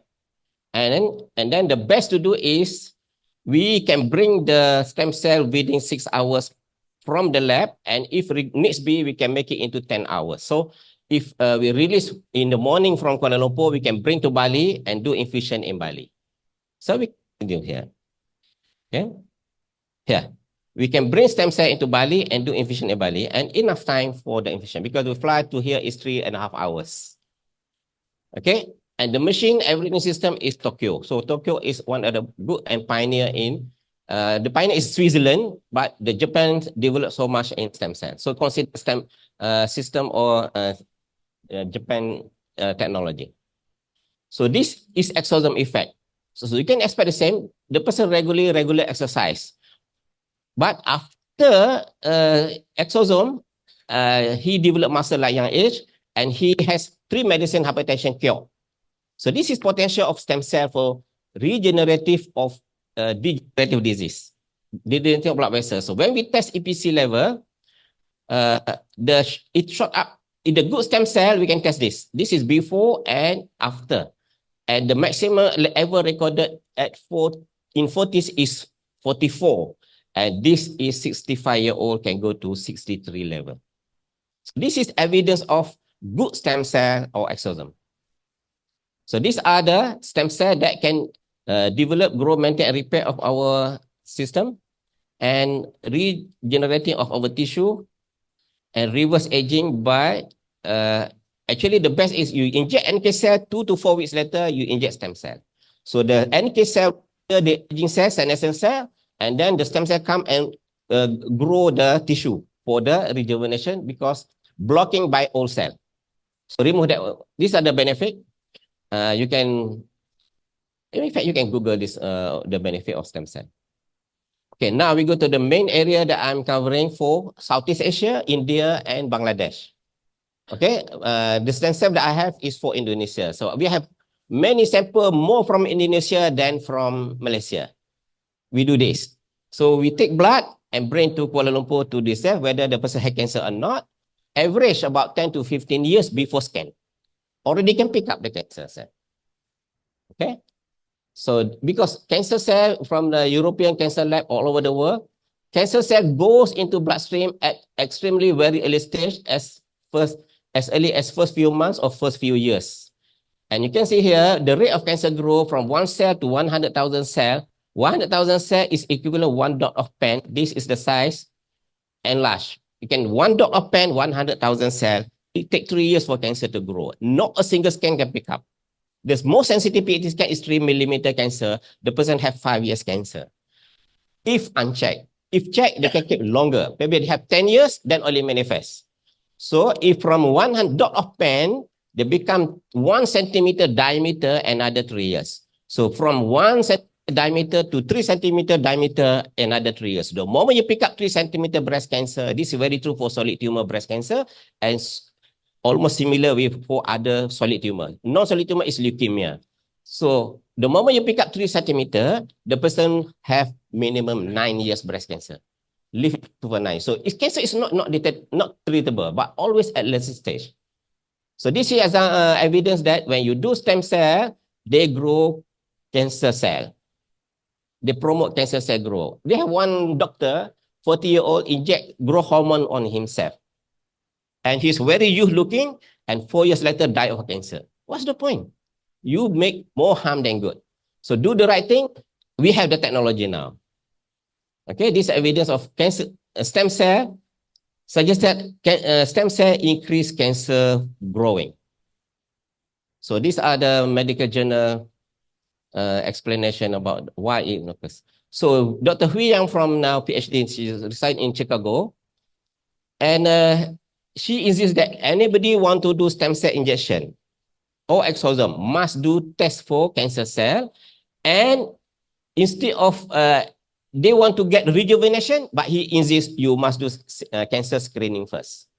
Not by scan, but by CTC, circulating cancer cell in circulating blood, which the cancer cell go into bloodstream at a very early stage, as I said. And in Taiwan, this is Taiwan sample. 30% of people who did the cancer screening, they already have cancer cell. In Malaysia, perhaps 1 out of 10 people have cancer. The Taiwan is very much higher death of cancer than Malaysia.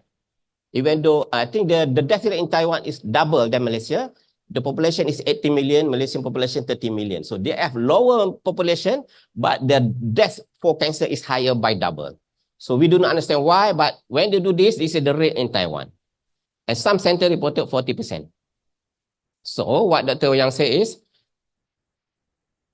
so when I asked how to get the CTC done, so she advocate that the company give this machine to me. Give me, we have to pay 1 million ringgit, 3 million plus. So this machine is not about the machine, the know-how how to operate. This machine all run by scientists, a team of scientists, a team of engineer and computer expert from Taiwan. So you put the machine, every part move in Taiwan for the machine. So this machine is a very high precision machine. And when we take the sample within 24 hours, we put the machine and the true positive is 100%. You cannot dispute the result. You can argue and 97.9% true positive. That means if positive, you cannot dispute. And if negative, you have about 2% false, not true. So you can repeat another year. So when not detected cancer cell, then you can go ahead with stem cell injection. And this machine approved by USA. This is an example of cases.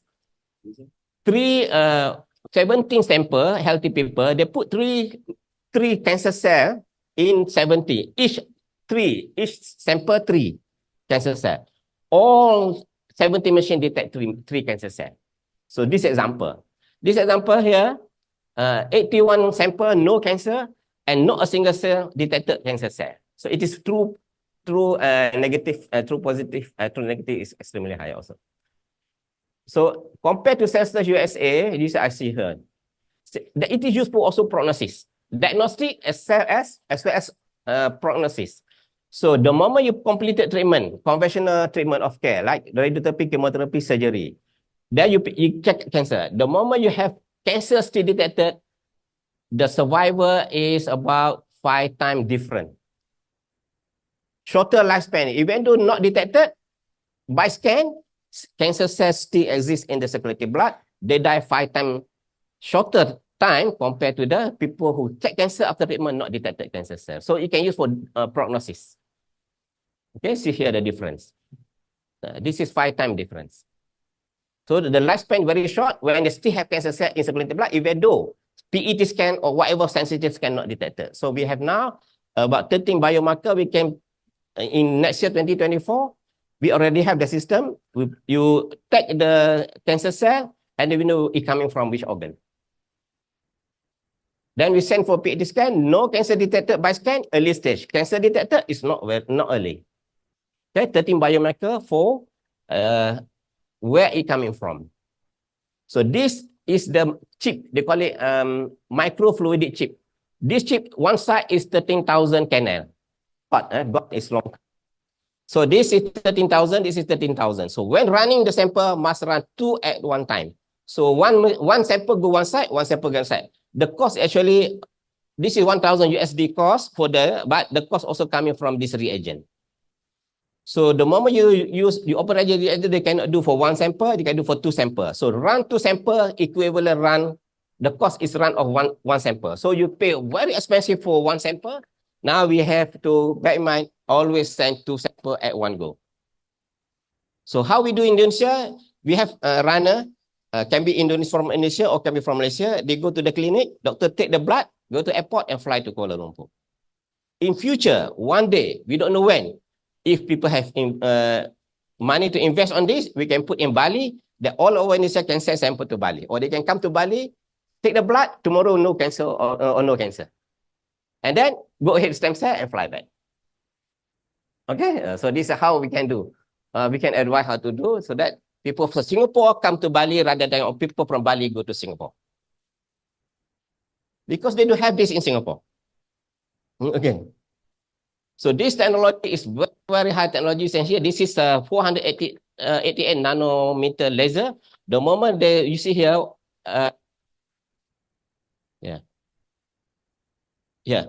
This is rare cell coming through, detected by laser, and then the moment detected rare cell meaning uncommon cell in the blood, they push to one side, and then push another. So one cell go to one side. They call it target. It's like a car speeding in the highway. And then from there, they analyze this example. This person don't know she has cancer or not. 8 millimeter blood sample with the machine detected 32,000 nucleated cell, and out of this 25 rare cell, meaning uncommon cell in the blood. Analysis of this rare cell, she has 10 cancer cell. Then we send to the scanning. She have biopsy scanning, got cancer all over the place, and she has originate from sigmoid colon. It's too late, but actually she has no symptom. Then if she come 5-10 years before, we already can know that she has cancer. Then just do proper treatment with immune therapy with Dr. Vidya, then perhaps you can perform better result. Okay, this Kyoto University, soon Tokyo University, they will choose second to none to buy the best CTC machine, and this machine is installed and commissioned in this university. So Mikario Taiwan versus Celsa USA, both are FDA approved of USA, and this is an example, 20 blood sample, stage 4 breast cancer, and they detected, these are the sample out of 20. This is Celsa USA, the cancer, many are not detecting cancer cell, but Mikario Taiwan detected higher cancer cell in circulating blood. So this example, average of cancer cell by the system is 44, but average of by Celsa USA only 5 of 20 sample, meaning 5 number of cell, average. To Germany, RGCC in Athens, Greece, RGCC sensitivity only 83%. In fact, statement by the director of the lab, they say, if you cannot rely on our result, use other means also for diagnostic purposes. Okay, so what we do in Indonesia is we agree with the date and time. The patient come to the clinic, doctor take the blood, the runner take the blood and fly to Kuala Lumpur. Okay, and then we give the result. Usually we promise 3 working days because the result must be validated by team of doctors and scientists in Taiwan. Any part of the machine, one day they got leaking there, and then we cannot move. They have software engineer move from Taiwan just to move a little bit for also cleaning the leaking. So this is very high precision device. Okay, so we advise every time. This is the tube, special tube K2 ADTA. And the needle only and the needle, and we draw the blood not to use butterfly. First 2 milliliter we discard, we take 8 milliliter, and this is how the process is done. And put the machine left for 3 hours, that we know cancer or no cancer. But we promise 3 days later the result, because waiting for, sometimes they have holiday there, they do the validation before we release the result. This is example of a report. And this is example of she has stage 4 colorectal cancer, very huge, cannot put any scope, and she have hole or sinus or conduit from colon into urinary bladder, feces and gas coming out through urinary urethra, meaning they have very big hole, and metastasis to the liver. So after treatment, everybody says she has 3 months to live, maximum 6 months. No chemotherapy, only surgery, and 5 weeks later re-anastomosis. PET scan not detected. So we do CTC, still detected. So she's not complacent, continue doing the treatment, and 3 years later we repeat. She has 10,000 over nucleated cell, 6 rare cell detected, and no cancer cell. Then 3 years later, only we do the test because she can keep on delaying. Then we can stamp she's really free of cancer 3 years later. Whereas everybody say in the conventional medical say, you can have only 3 months to survive. Yeah, Because Dr. of Zawawi, liver. Yes. maybe invite you to round up and to show us Okay. the potential. Give of me 5 Bali. minutes, then I wrap up. Thank you. All right, so we go very fast. Okay, this is not important because of comparison just now. This is statement from RGCC. If you have less than 5 cells per 7.5 milliliter, not diagnostic for cancer. So you have 4 cells, you cannot decide, got cancer or no cancer. Prostate different, okay? And this is using the hypothermia, the best hypothermia machine from my observation and see the technicality of that, the best machine from Korea. And from Korea, they have 5th international conference by using this machine. And they have in Korea, in India, and 5th in Kuala Lumpur. So they have this. And I'm one of the speakers in this conference. And these are the issue in cancer. All this solved, help, or improved by hypothermia. So this is why hypothermia is very good for cancer. And you see the survival, 1.76 stage 4 breast cancer, 300 cases. iPhone textbook stated 1.76% survive 5 years. The moment you add hypothermia with DC cell treatment, we have DC cell also. We can do in Kuala Lumpur, but it's very hard to bring out because of expertise rather than money. It's 15 million investment ringgit for the setup of DC cell, but expertise is very tough to get. So from this treatment, when combined with hypothermia and DC cell, the survivor is 50% cured and 80% response rate. All these cases, no more than 6 months survivor, but 36% survive more than 2 years, but less than 5 years, and 50% more than 5 years and still fit and well. So this is a machine in the world. This is BSD USA. This is Germany. This is Hungary. And this is Hungary. This is Germany. And the best machine I can say is, this example of cancer. This is it's here, the statement. Lump at my dead ear nearly gone. This is 2 weeks later with Tomizawa AC1, which is interleukin, combined with hypothermia, no chemotherapy. And then this is in 8 weeks later. The photo is as good as 4 weeks. But this is 4 weeks later, almost like this. You can see here, very swollen because of blockage lymphatic, completely clear. This is a combination of Tomizawa AC1 and hypothermia. Okay, in the medical journal, 50 years, not a single paper say no good. So the person that involved in this is here. 1 degree core temperature go up, white cell activity shot up 10 to 44. So usually we treat people who want to go to Umrah. They say, oh, doctor, I want to go to Umrah, 14 days, 10 days, 12 days. How to build immunity? So I advise this to do this. You do 10 times, off you go. Okay? Package for people going to Umrah.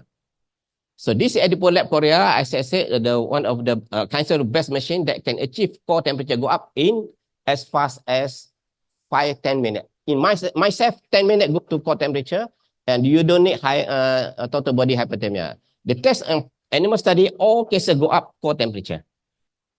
And these are the people who own this technology. And there are 2 Malaysian here for the Southeast Asia. And this is Korean. And the Isaac is here. Isaac, where are you now? Huh? Okay. And the second person is Moses. This is Moses. Moses, okay? This is Moses. So he owned the technology. Okay? And this is Ministry of Health Malaysia, National Cancer Institute also HSD, waiting for installation. Sunway Hospital and many, Glen Eagle Hospital and many hospitals in Malaysia bought this. And Ministry of Health Malaysia also bought this because they go for second to none in terms of choice. And this machine is come later than Germany machine, but they are better than Germany machine. You can feel the heat in 5 seconds.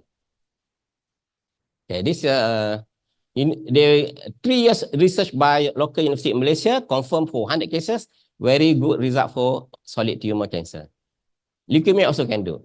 For COVID cases, you can cure people who are in ICU, can go to ordinary ward after 2 sessions of hypothermia.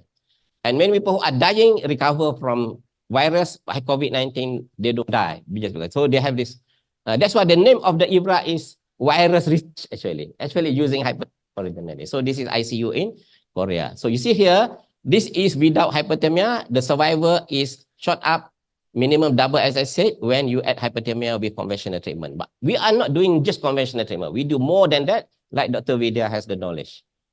Okay, so this is the activity of NK cell shot up. You can see here, example, we take this one, how much they go up? 44,000%. Go up natural killer cell activity. This is Isaac, representative from Korea. They are together with Korean people. So this is our conference in Korea. And I want to share with you, this is in Kuala Lumpur, this is in India. This person has liver cancer, 6 centimeter, plan for liver excision and transplant. Donor is daughter, not doctor, daughter, anak perempuan. 4 days before surgery, he got to know about hyperthermia, the cancer surgery, and do the treatment. In 11 sessions done, no cancer detected. 6 years later, he talked on stage in this conference. And why do people go to Malaysia? Because not available in Indonesia. Why do have this here? Perhaps registration an issue. It take very long to register. We don't understand why kalau bisa dipermudah, kenapa dipersulit? Thank you. You know, that's for highlighting. Right. Now, give me 30 seconds or 20 seconds. Okay, this is conclusion. You got the hint. All right. Okay, this is interleukin. We also use interleukin combined with hyperthermia for cancer. You tons of medical journal. We also advocate you use hyperbaric oxygen, and I advise this machine is not so expensive. This is soft. This is hard shell, soft shell, and they also have hard shell. So this is Singapore, and they have cheaper version, yes, but this one compared to the post after survey guarantee for 5 years, you can go for this machine. So you have here they have in in Marina Bay in Singapore. One time you go 980 Sing dollar in Marina Bay, and people queue to go in. In Jakarta, they have in Kelapa Gading, first machine, 6 month waiting list to go in. Everybody should have this machine because bring down the price with volume, then people they go in 40 times, rejuvenate organ system for 15 years average, proven by research. We can talk about research on hyperbaric. So everybody come to Malaysia, instead of do nothing, go into hyperbaric. How long? 40 times in 3 months, rejuvenate 15 years. So long stay. So in Switzerland, anybody doing stem cell, they go into hyperbaric thereafter or before to get better result. Okay. With that, I thank you. I exceed my time. Yeah. Yeah. Usually In when fact, I talk about I was 2 actually days. reminded by 3 Cancer or treatment 4. 9 to 5, non-stop. I was We have no coffee break, 9 to 5. You're not going to get one here too, by the way. So Okay. thank you so much. You know, that is really so comprehensive. And not only that, it really highlights, it's a really, really good presentation. It highlights the reasons and one of the modalities that can be integrated into medical tourism in Bali. And Dr. Zabawi, thank you really, truly. You have shown the logistics and the costings and the economics of doing it here. So that's really important. That's very useful for the people who this is relevant for. Thank you. Since some not available in Australia or much cheaper, the same thing or better thing, they can fly to Bali instead of going to Korea or even Europe. Yes, yes, absolutely. So now I'm going to ask Dr. Sharia Orani how the hospitals are ready for medical tourism in Bali.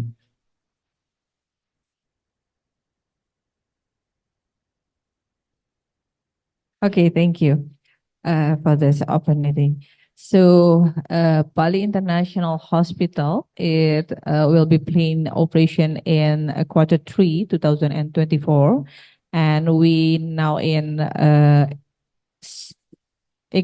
special economic zone Sanur, and this is the first SEZ for healthcare in Indonesia.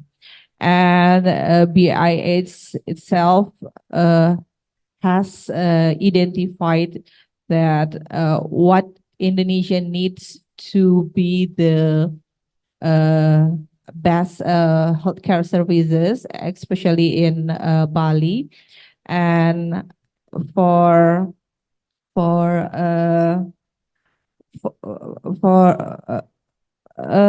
to complete that services, we plan to bring advanced medical technology. It's like Dr. Taufik said, we also plan for robotic surgery, and we have planned for minimal invasive surgery for cardiac, oncology, neurology, gastro, and also for orthopedic. And with regulation for MOH, number 1, 2023, that we have a facility for three major things. It's for custom and also tax relaxation. We also have relaxation for foreigner and diaspora staff, and the last is for drugs and medical equipment. And we hope with that regulation, it can be more easier for technology from abroad go to Bali especially, and we can make international standard hospital in here. Yeah, maybe this is the question from my friend in Bali. We support that Bali International Hospital will be quick to run in Bali. And I heard that you have relation with the Mayo Clinic. Maybe you can explain about the Mayo Clinic.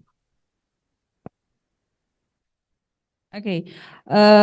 Yes, that's true, Dr. Patra. We also have collaborated with Mayo. From the first step, we collaborate for construction consultant and also for medical service plan. And the phase 2, now we collaborate for nursing staff, how to make our nurse more confidence to give services, especially for the international healthcare services. And for the next, we also try to find potential another partnership that we can grab to support our COE.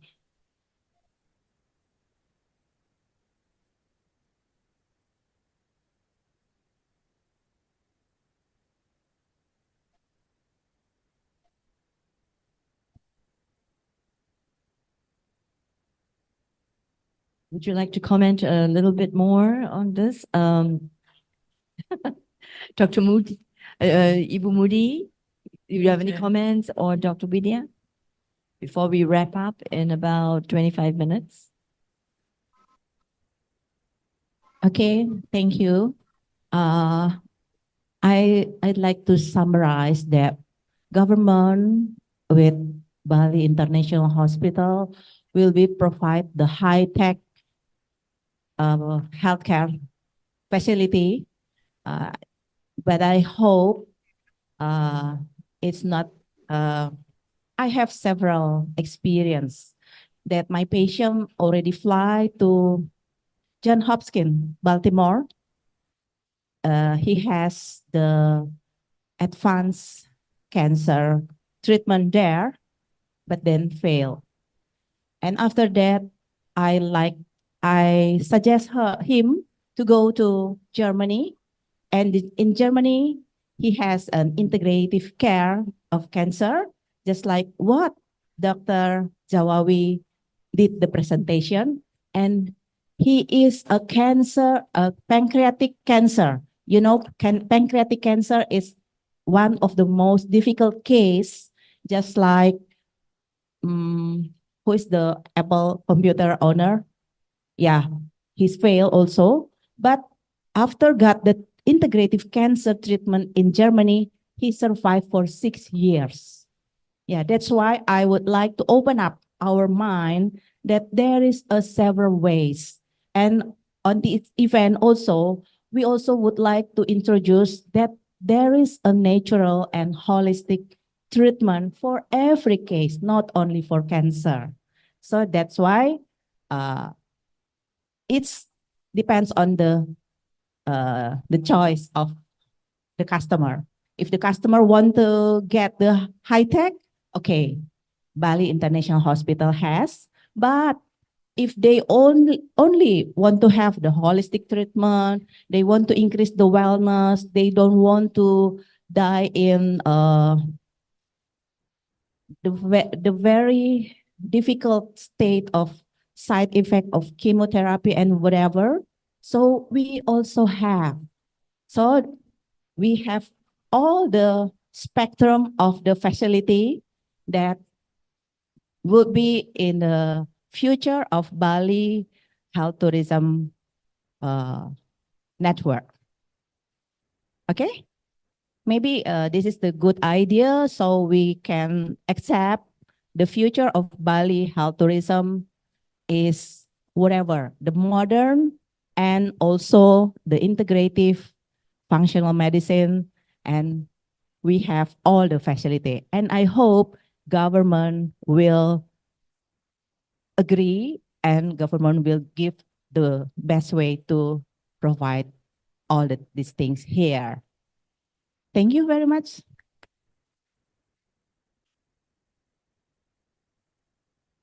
Ibu Moody, comments?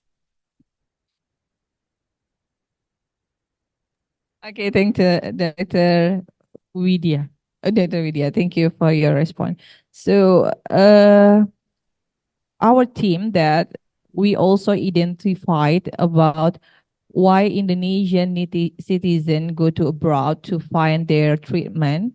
So, according to Patient Beyond Borders Research 2019, they talk about the reason is why they also try to find diagnosis accuracy.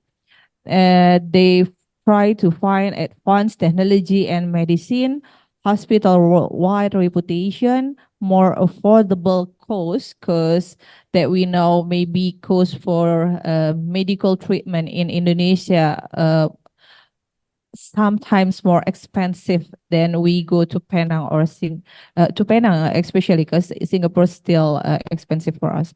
And they also try to high quality of service and supervision, communication with doctor and expert medical personnel. And that's why BIH tried to bring integrative medical services, but and also we have a value proposition that we try to bring in BIH is about quality of clinical care that we have planned to our staff from with Western trained clinician, and also we plan to international accreditation and also national accreditation. And like what I said about international partnership, because we want in BIH have another culture for medical services. And for about the immigration, that's also our concern, how to make a convenience of care, that how to make a full services flight, and also we bring to home convenience. So if they in Bali, they also feel comfort in here. And especially in Bali, we have Balinese, we have a specific culture in here with a beach, with a mountain, and with the person in Indonesia, maybe like that. Thank you.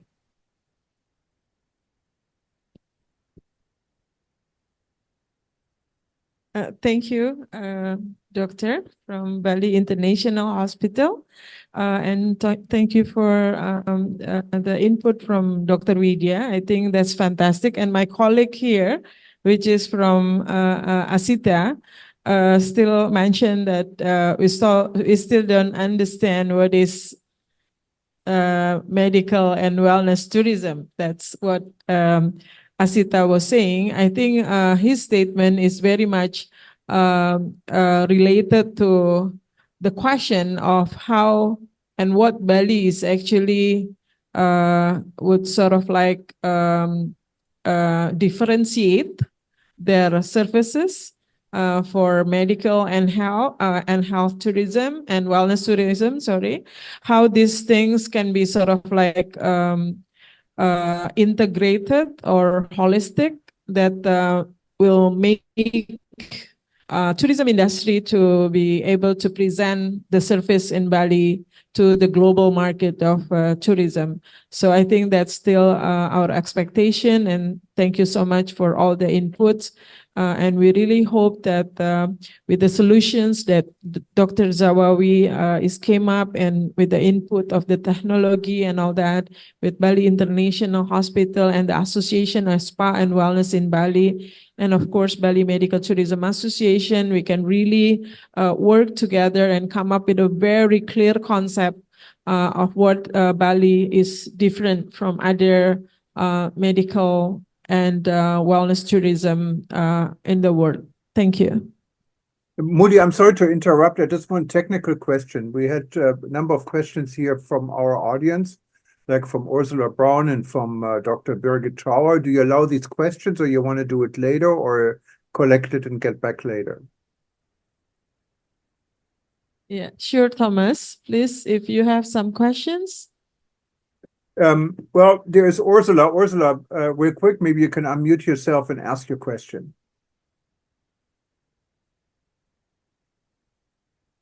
And you're muted. There we go. Okay, I'm unmuted now. Hello, hi there. I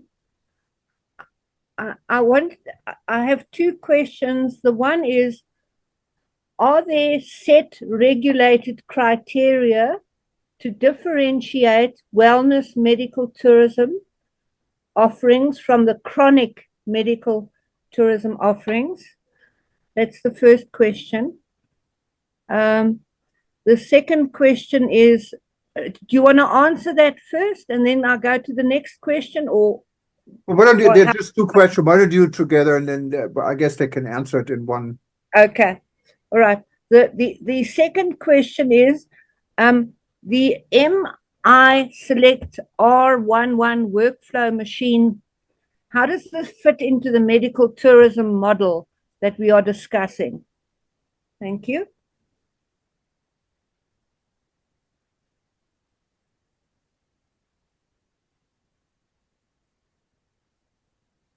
Thank you, Thomas. Would you please give us more clarification on the question? Maybe you can sort of like wrap up for us so we know who is supposed to answer the question. Thank you. Yeah, it's probably the gentleman who spoke from Malaysia, probably in regards to the MI Select R2 workflow machine, how it fits into medical tourism. And the other, it was the distinction, if I understand this correctly, what Ursula means, between chronicle, critical, and regular medical tourism, if this is defined in your approach.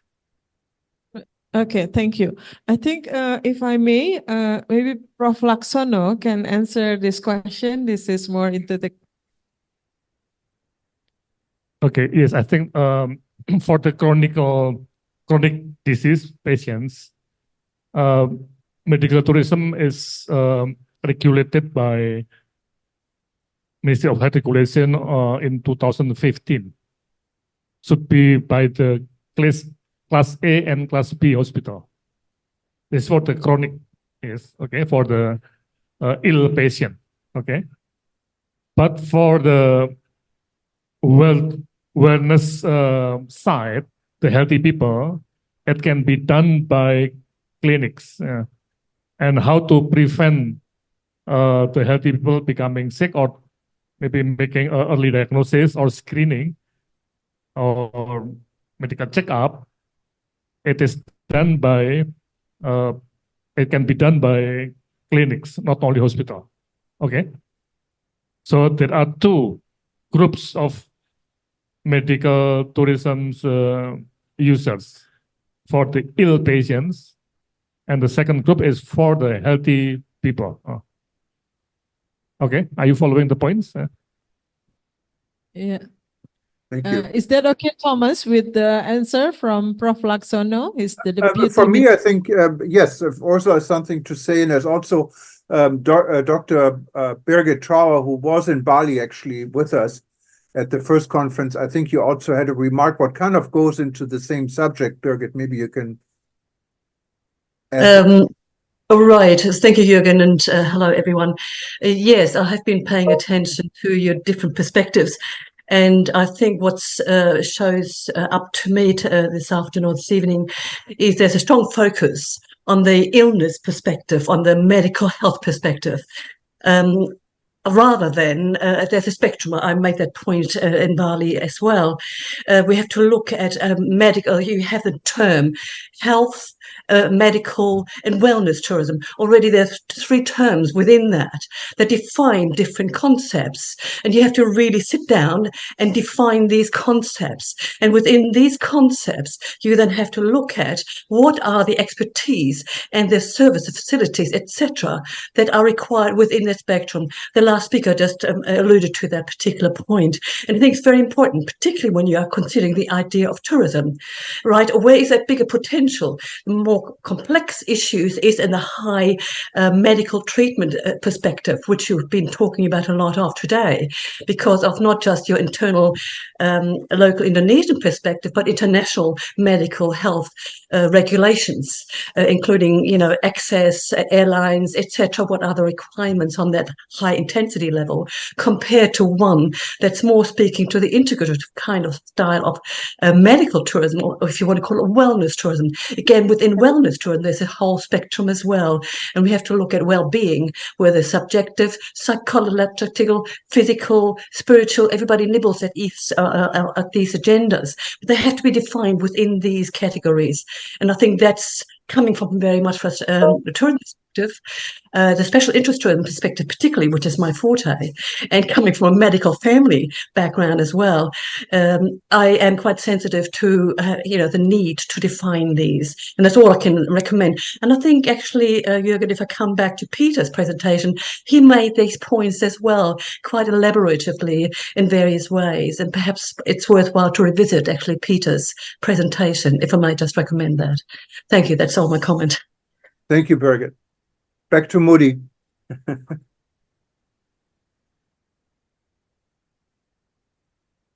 Thank you, Dr. Bridget. It's a fantastic input as always. So yeah, I mean, we're from tourism industry. We do the promotion and the marketing for the, Bridget was saying health, medical, and wellness, already three big words there.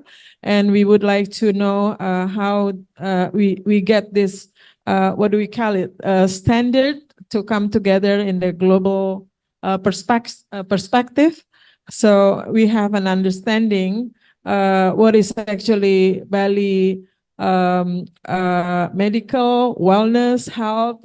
This is the concept that we would like to get it clear. And as what Professor Laksono mentioned, in Indonesia, there are two regulations. One is for the medical people who need the health treatment, and the other is for healthy, the preventive method. And there are two kind of hospital and clinics that they can perform in two type of services. So that's how Indonesia regulates the industry, ya, Pak Prof. Laksono, ya. It divides by two, yeah, two sector. One is for the sick people, and the other is for the prevention, we call it, right? For healthy people. Yes, I think maybe the term of medical tourism is rather confusing because logically it is impossible for the ill patient or sick person to have like becoming a tourist, okay? So the ill person, they have to be treated. So the term maybe is better to be called like a traveling patient, not tourists. Yeah. But for the healthy people who wants to have like medical checkup or maybe some detox, but not serious illness. Yes. They can be like a combination between medical services and tourism. That is the point. I don't know, in your association's mission, which group do you aim to manage? The healthy people or the sick people? Because actually, the business process is totally different. So if a serious ill patient come from Australia, for example, how to transport the patient from, say, Melbourne to Bali, how the airport handling, yeah, how the ambulances, yes. It's totally different with if healthy people from Melbourne, they will come to Jakarta or Bali for medical checkup or for maybe beauty care treatments. Yeah, maybe it's easier. So this I don't know what is your target of business actually. Yeah. Do you want me to reply to that one? If I may, I just don't know, there's hesitation here in the room. I think your points are extremely valid. And I think we have to, these are the two major groups we have to differentiate. Of course, from a tourism point of view, the second group is much easier to cater for, isn't it? And even within that, we have a spectrum, and we have to look at different kind of contributions. I think Peter Tyler also referred, for instance, to sport tourism. If you have facilities and so forth, in Dubai, for instance, they have huge sports facilities. And integrating that, yoga is a big trend, of course, in Bali. Might I add, though, it's only a small market. It's a trend hugely among a certain age category. So again, is that wellness tourism? Yes, that is wellness tourism. Are we talking about spiritual alignment? Are we talking about psychological benefits, emotional growth, stability from in that? How does that holistically contribute to physical well-being? I think the lady with the integrative kind of approach to medical tourism or medical ideas is very much on the track. We're looking at holistic approaches, body, mind, and soul, and we have to differentiate in between those. Is it body focused? Is it spiritually focused? Is it emotionally and psychologically focused? Even that might be a differentiating factor. Just something to, when you start to differentiate in a tourism point of view, you have to look at these definitions as a discussion point, so we are on the same page. Otherwise, we're crossing over lines. We're not really linking very much. So thank you. I find it very fascinating to be here today. Thank you very much.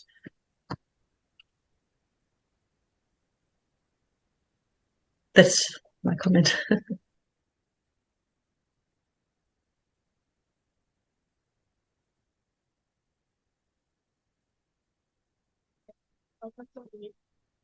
Yeah. Okay. Thank you, Dr. Bridget. Thank you. I think we can back to our moderator, Dr. Wai Ching Lee. Thank you. Dr. Birgit, you brought up very important points about the holism, the spiritual aspects and as well, and the mental and emotional aspects of health. Very important. And this is the integrative part that even the allopathic medicine is having difficulty and challenges in integrating in other parts of the world, But I feel the spiritualism in Bali is so powerful. And actually, when people come here, they already say they feel healed just by the friendliness and the generosity of heart by the people, which is so genuine. And then also in the whole wellness program, which I've been in for 20 over years here, having my own holistic spa and creative healing arts center in Ubud, which means medicine, obat. And so that's a tradition here, which we'll be talking about in the next session about Balinese traditional healing and how to integrate it and how to weave all this together that makes Bali medical tourism or whatever, just tourism or healing tourism, unique in the world. And that's what we are discussing here. How is Bali going to be unique? And we know that even from Thailand, right? And we know that Philippines even. So I've studied the traditional healing, like the Hilot, and people go to receive the Thai massage, which is very different from the Urut here.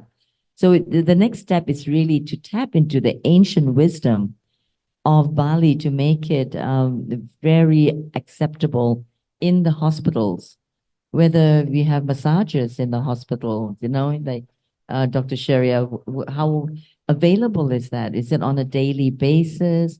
Because that's really important. And the counseling with all the different dukuns as well, and the medicinal herbs. How is, and jamu, which Dr. Vidya Muni is really, she did a beautiful presentation, both mythical, historical, medical, curative, for the Asian World Council for Health Asia Symposium. So that's, she integrated it beautifully. So how do we create a sophisticated sense of wellness here in Bali that integrates all the technologies as well, and the allopathic and the naturopathic? And so this will be the interesting conversation in our next session when we reconvene. Apparently, we are just going straight through. So you should all take a little break and come back as you plan to, and then we can speak about that. And I would like to also bring up the idea where also spoke of the landscape. There's some challenges here in Bali that has been looked at. Perhaps it is a good time to bring it up since I thought about it, is that there's a release of Wolbachia mosquitoes. I don't know if you are aware of this situation. Yes, you are.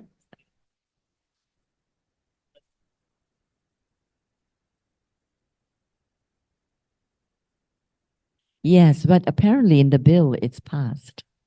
Yes. So a lot of the side effects are not known.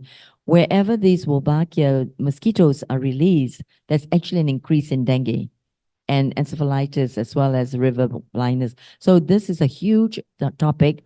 But when this was discussed in the Asian Symposium, the World Council for Health Asian Symposium, we used indigenous, natural, and innovative medicine.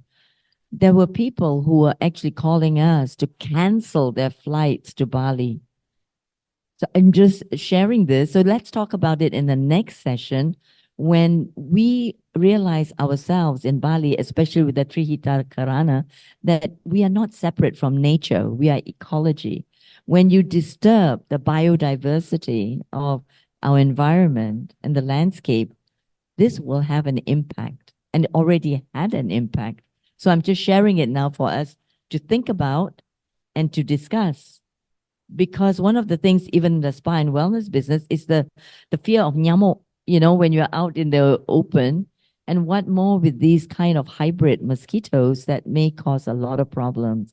It's already a problem in Africa, in US, and it's already released in 4 cities in Java without consensus. So this is a very important thing because this is the image of Bali that's at stake. So shall we break right now for a little while and ask Ibu Mia to come and announce the next one. And Ibu Mudi would be also convening the next session.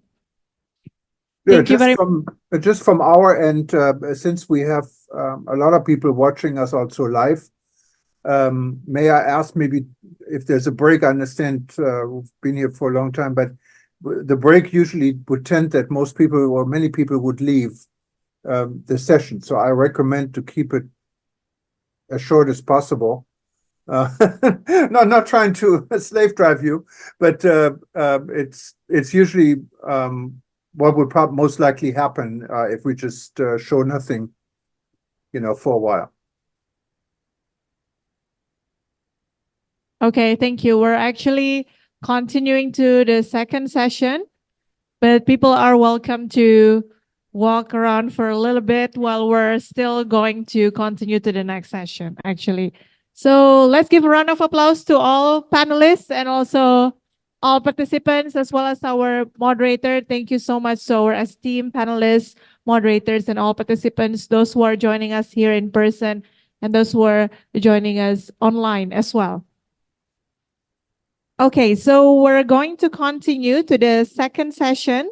The second session would be about Bali traditional healing to support integrative, regenerative, and functional medicine. Let me just make sure the timing for the second session.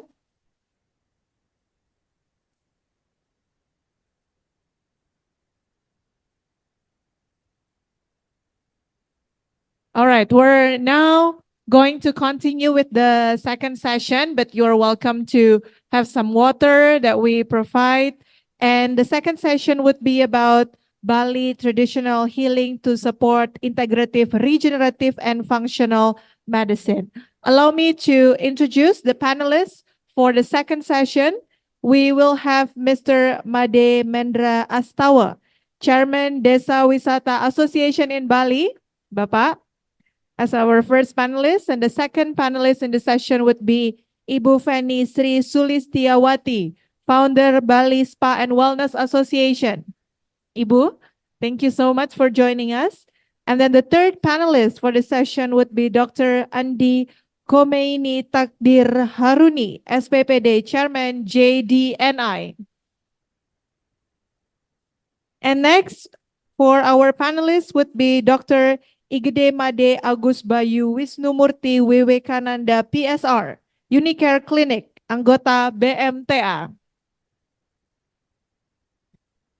Next panelist for this session, the second session, would be Mr. Jürgen Thomas Steinmetz, Chairman WTN Global Network, as one of the panelists for the second session, as well as Dr. Muhammad Sigit, Director of PT Telesehat Indonesia, ATM Sehat. And the last panelist for the session would be Ibu Vicentia Astrianti, PhD, founder of Sita Biotherapy Heart Power Awareness.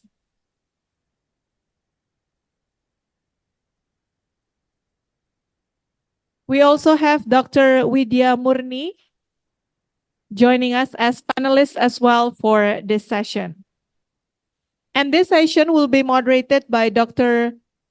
Wai Ching Lee, Indonesia Health Tourism Promotion Board, and Earth Heart Holistic Consultancy World Council for Health Asia, as well as Dr. Igede Wiryana Patrajaya MKes, Chairman Bali Medical Tourism Association.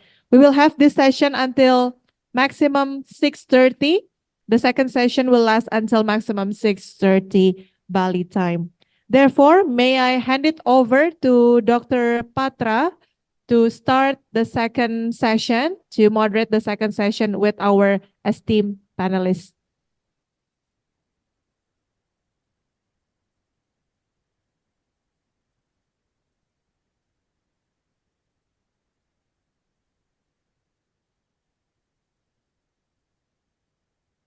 Please be informed that panelists are also welcome to have presentation in the front of the audience. Thank you. Okay, thank you. So we will continue for the second session. The title of the session is Bali Traditional Healing to Support Integrative and Regenerative and Functional Medicine. So I think that there are 7 speakers. So I give the panelists. Okay. Yeah. The first, maybe Ibu Vicencia. Do you have a maybe PowerPoint or something that you would like to? Yeah, maybe I give you 10 minutes for presentation. Okay. Oke, good afternoon. Selamat siang Bapak Ibu yang sedang makan-makan semua. Yang sedang makan-makan. Saya sebenarnya lapar tapi oke lah. So, good evening for all panelists or the attendants in the online. So my name is Vicentia Astrianti and I do the flower healing about maybe 20 years. So now I will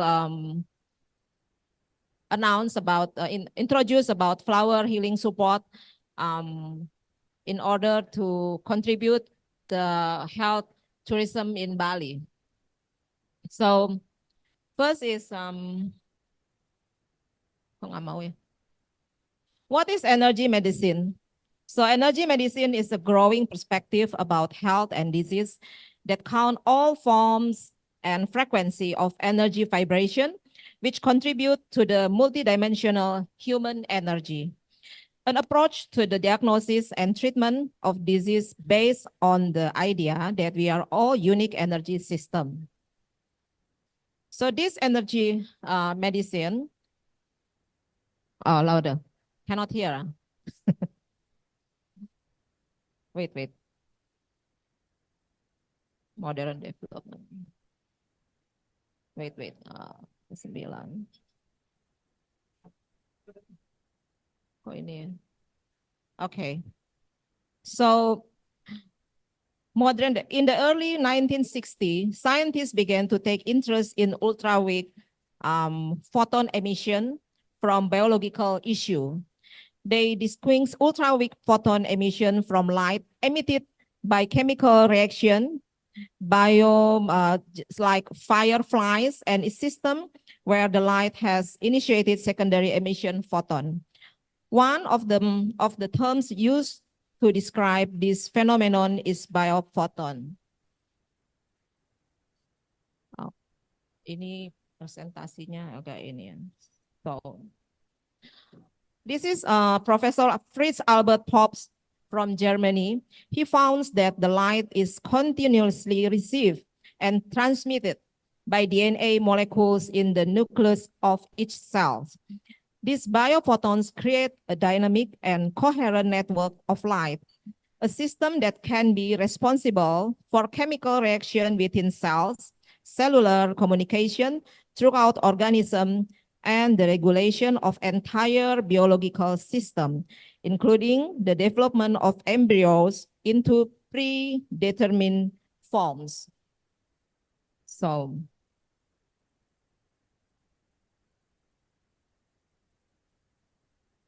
also Dr. Folt, this doctor is from Germany. Dr. Folt discovered that each acupuncture point vibrates at a certain frequency and emits energy at a constant rate when healthy, when the body healthy. So he created a testing method, use the galvanometer that measure the flow of energy through acupuncture points measured in microamperes. And the result is 55 microamperes for measuring healthy points, thus proving that the acupuncture meridians exist and real as electrical circuit. So the vibrational energy, vibrational medicine is timelessly all relevant for today and will be the medicine of the future. The science of vibrational essence. One of the most important concepts to understand about using flower and plants vibration for healing is their ability to stabilize spiritual and emotional issue. Because not only the cells in our body vibrate at a specific frequency, but also our emotion. Love, for example, vibrate on a green frequency, while hate, which vibrate on the red frequency. So this red color robs us of a green energy. This impacts our heart rate and breathing as well as the stability of our physical. So flower essence are vibrational, and it is possible to connect the vibrational frequency of each plant with any emotion of spiritual problems we experience. However, plants also vibrate at a frequency that matches the physical body. Plant essence can act to create balance at all levels of consciousness. They create unique on the unity of the 4 levels of our being: spiritual, mental, emotional, and physical. But especially in our soul, with the hypothesis that many illness originate from imbalance in the soul due to such sadness, panic, extreme change of life. So if flowers support us in this level, our innate ability, body innate, to heal at the very deep level will be encouraged and made possible. So every cell in the body vibrates at a regular frequency, and it is in harmony as a whole. The frequency of each cell's specific species is different, but the homeostatic current produced by a healthy body is constant flow of 55 microamperes. So next, 17. Health disorder create disturbance in this flow. And disturbance in the flow of energy can be measured using a suitable measuring device called a galvanometer, which calibrate in microamperes. So in the modern society now, we also can use the BioWell machine from Russia that Professor Korotov made. It may be easier to understand that principle because we use the thermometer to measure our temperature. Heat is a simple by a product of energy. If heat is homeostatic and stable when we are healthy, the energy that produces this heat must also be homeostatic. All elements, chemical, viruses, and disease vibrate at the frequency that can be associated with the color of the rainbow. Each substance has a unique energy pattern according to its atomic structure. When substance block in the system, they create toxics, which vibrate at a disturbing frequency. So, light is an essential for survival. Without light, life as we know cannot be maintained. Colors play a deep role in healing, providing energy to harmonize the various chakras of the body. White lights enter the body and eyes and through the melanin in the skin to the pineal. So chlorophyll is the essential in enabling plants photosynthesis to absorb energy from light. It is this energy that is reflected by the plant and captured by the water memory when you make the essence. Therefore, flower essence is literally made from captured light. They do not have basic started toxic substance, unlike homeopathic preparation. So the flower essence is not homeopathic. So now I will show you a bit demo about the energy maybe. So siapa yang mau jadi model? Mau jadi model? Jangan jadi. Bu Nini, come Bu Nini. I will show you.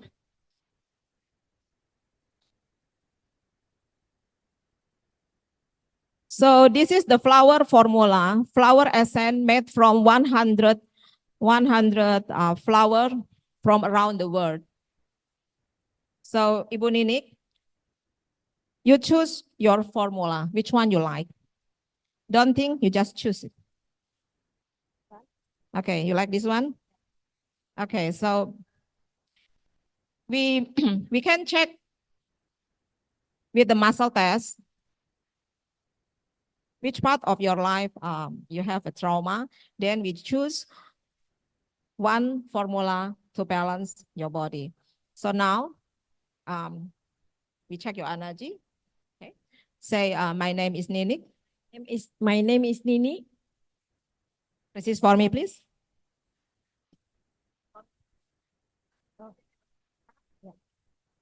Okay, so another volunteer. It's interesting, maybe until 10%. Ya, sini. Oke, Bu Nadra, mana Bu Nadra? Boleh tolong bantu pegang ini mic.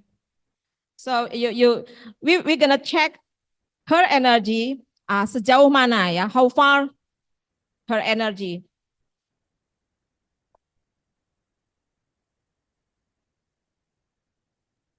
Geser.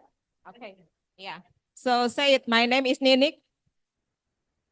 Siap tahan ya, Pak. Okay, kuat. So another person. Okay. Another person. Boleh dekat sedikit, Pak? Dekat sedikit. Okay, another person. Wait. I check your first. Okay. Siap tahan ya. Resist for me, please. Resist. No, not yet. Siap tahan? Ya, tahan ya. Tahan. tahan, Bu, tahan. Oh, tahan. Tahan ya. Lihat depan, lihat. Siap tahan? Oke, sekarang pegang. Oke, lanjut lagi. My name is Nini. Wait ya, beda. Artinya, her energy only until here. Cannot pass to this lady. So now, if you hold this energy, you just hold it because the flower essence vibration. So now, my name is Nini. Siap tahan? See, different? Different, yeah? Okay, now after she hold this this flower essence, maybe we can add one more person. The energy can more. So any volunteer? Any volunteer? Come. Okay, dekat lagi, dekat lagi, dekat lagi. This is interesting. Okay. We will see until how many person Ibu Ninik energy can go. Ya, ya. Jangan pegang dulu. Oke, siap tahan. Sekarang pegang. So, Ibu Ninik, say it again. My name is Ninik. Siap tahan ya, siap tahan. Okay, a little bit weak, yeah. A bit. Okay, but still can. Now, another person, please. Another person? Another person, please. Any volunteer? Any volunteer? It's interesting. Any volunteer? You want to try? Okay, come. It's okay. Yeah. We will see Ibu Ninik's energy. How far? Okay. So,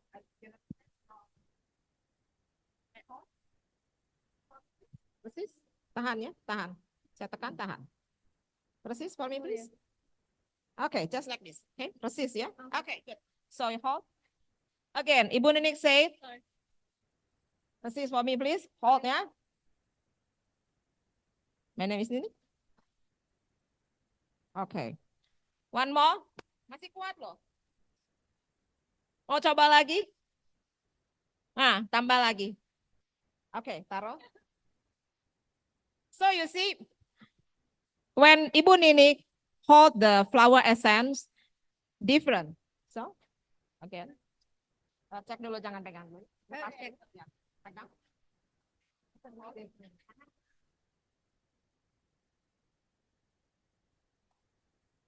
My name is Ninik. Okay. My name is Ninik.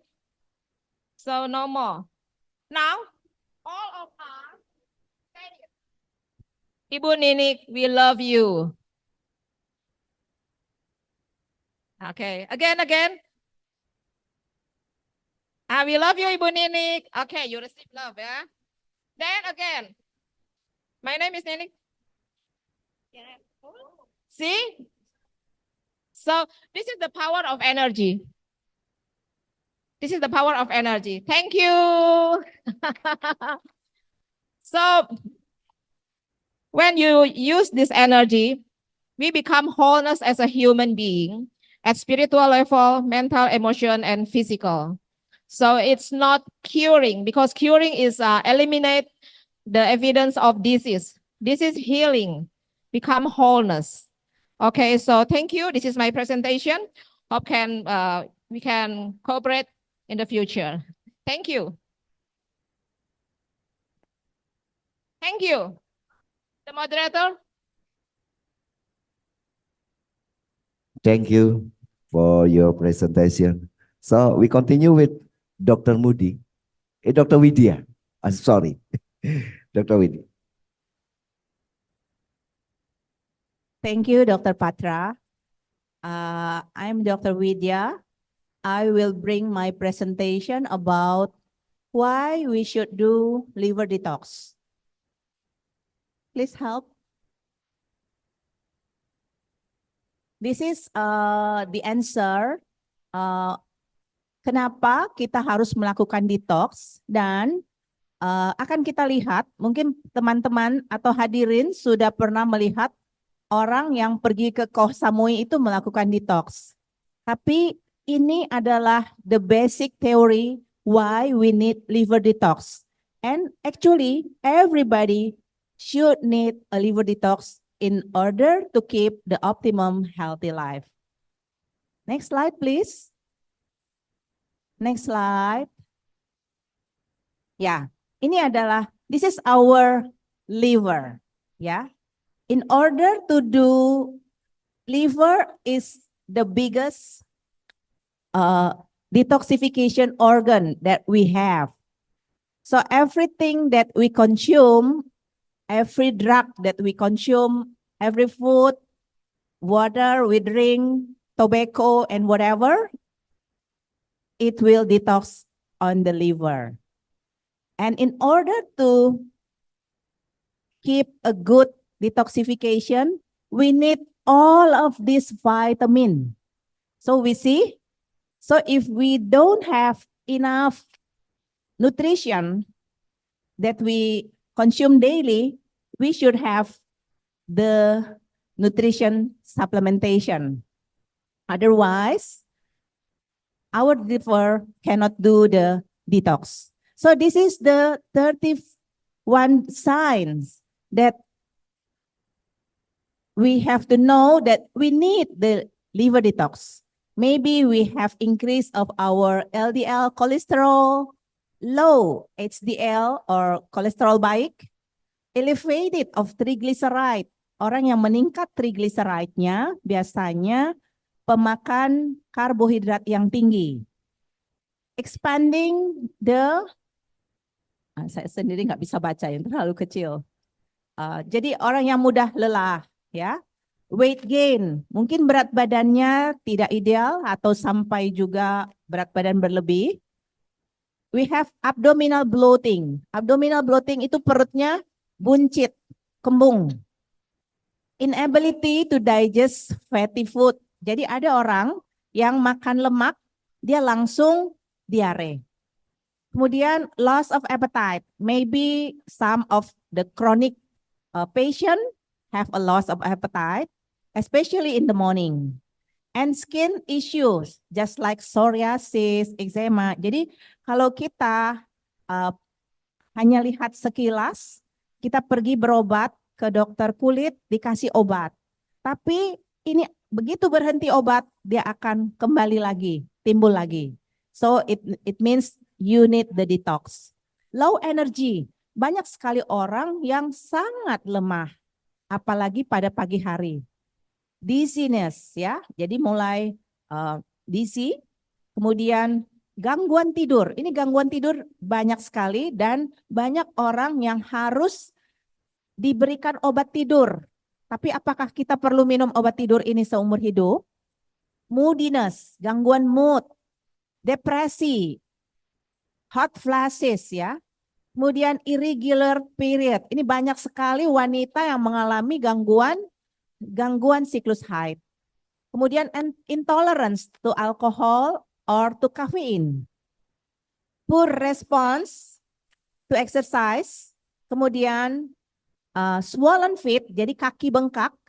Kaki bengkak itu tanda detox kita tidak sempurna.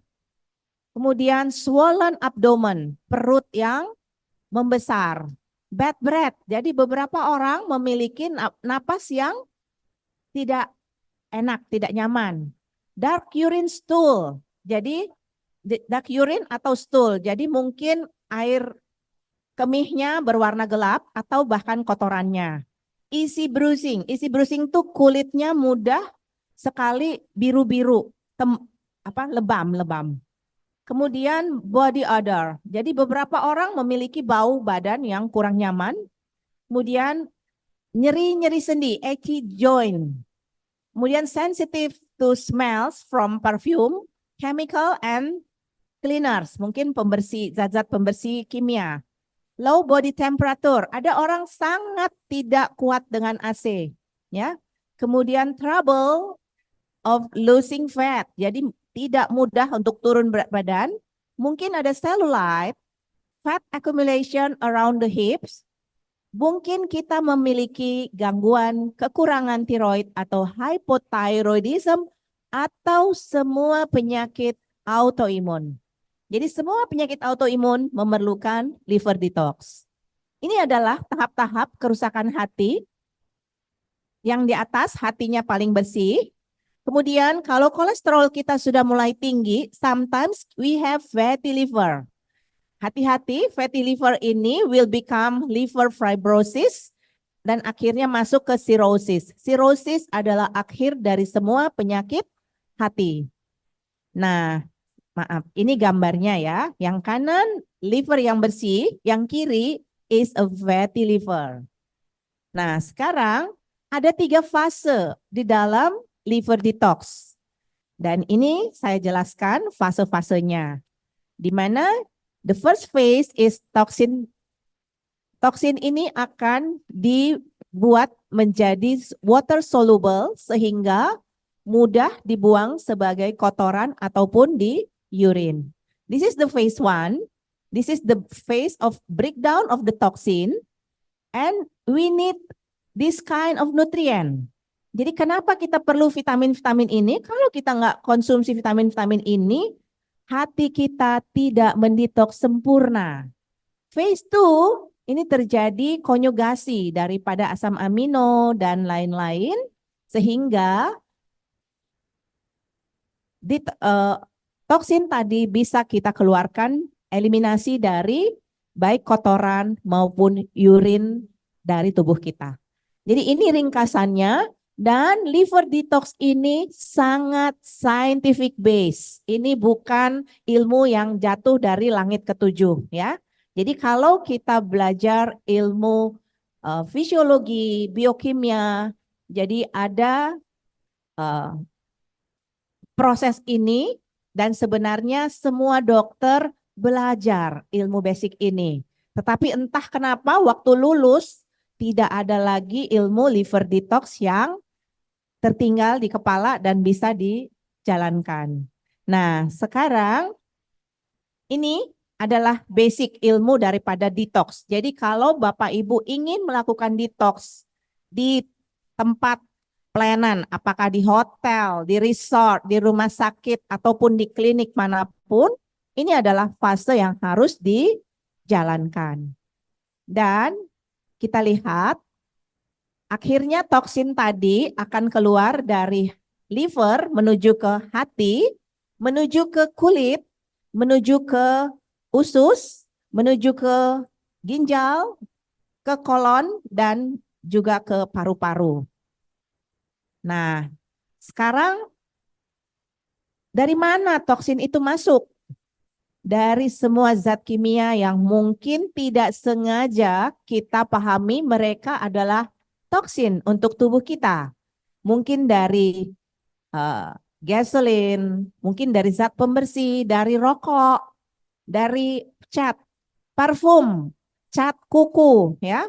Kemudian mungkin kita suka pakai cat rambut, zat-zat pengawet, alkohol, pupuk buatan, pupuk sintetik.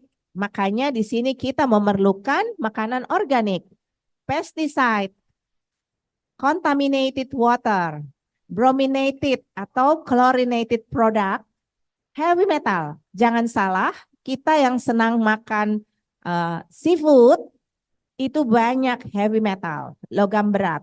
Skincare atau personal care yang ternyata banyak mengandung kandungan toksin.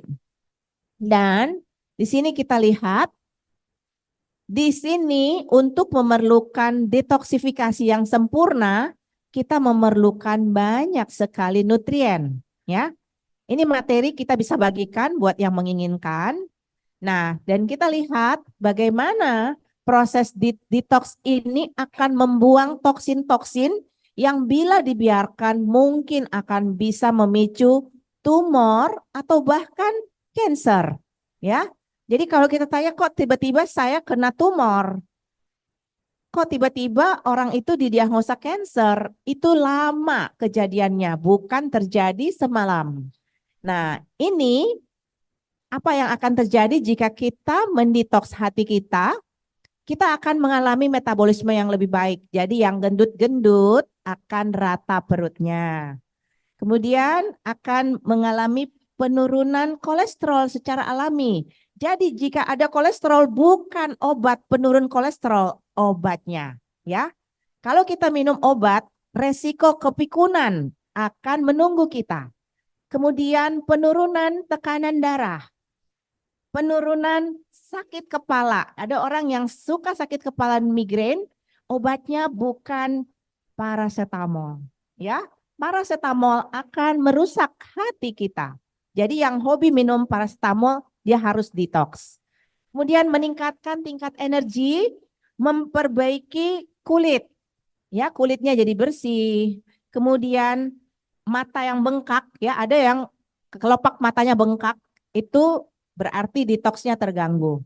Kemudian penurunan kadar gula darah. Jadi yang gula darah tinggi dan nggak bisa turun-turun, liver detox adalah jalan keluarnya. Kemudian fungsi imunnya akan lebih baik. Orang yang kemarin semua pada kena COVID, pasti memiliki sistem imun yang kurang baik. Dan penurunan terhadap alergi atau sensitivitas terhadap chemical. Kemudian dia akan menjadi kurang moody dan pikirannya lebih bersih. Juga akan memperbaiki pencernaan. Nah, jadi kita akan melakukan berbagai cara. Jadi nanti di tempat masing-masing, selain melakukan detox ini, kita bisa combine dengan makan sehat, kegiatan yoga, atau ada meditasi, ya. Itu silakan dikombinasi. Ini kita memberikan saja cara. Demikianlah presentasi saya. Jadi ini adalah detoksifikasi hati yang terpimpin oleh seorang dokter. Jadi tidak seperti di Tania Samui di sana yang melakukan detox itu guru detox, mereka sebut teacher.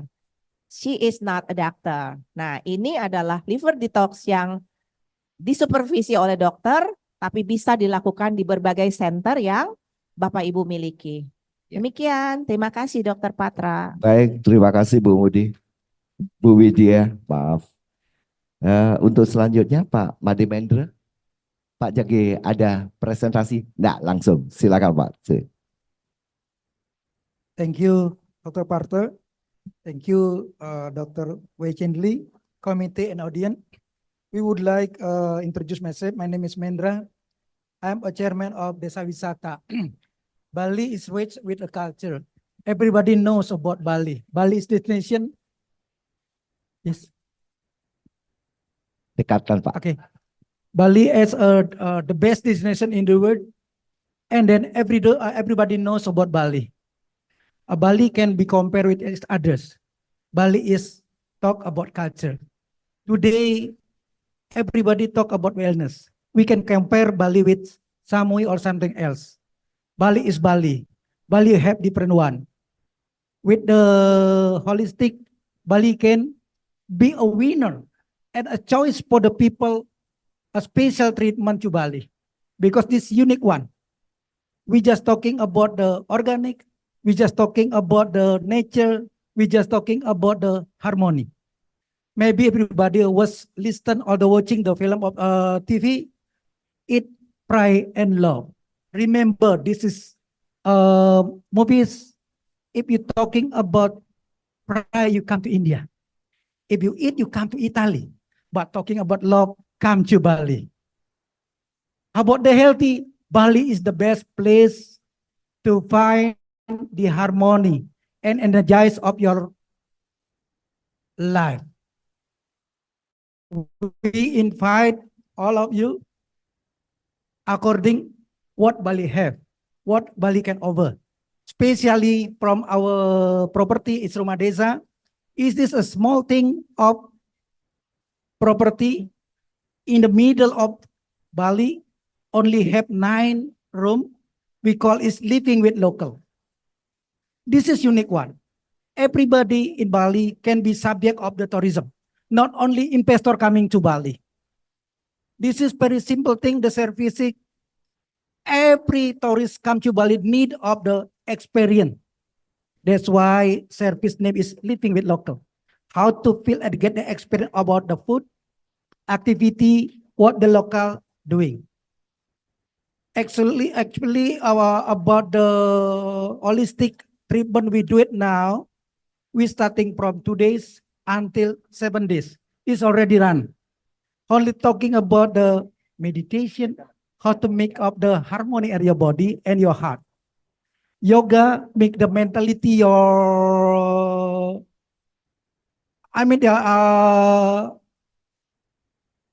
make it your body to stay relaxed.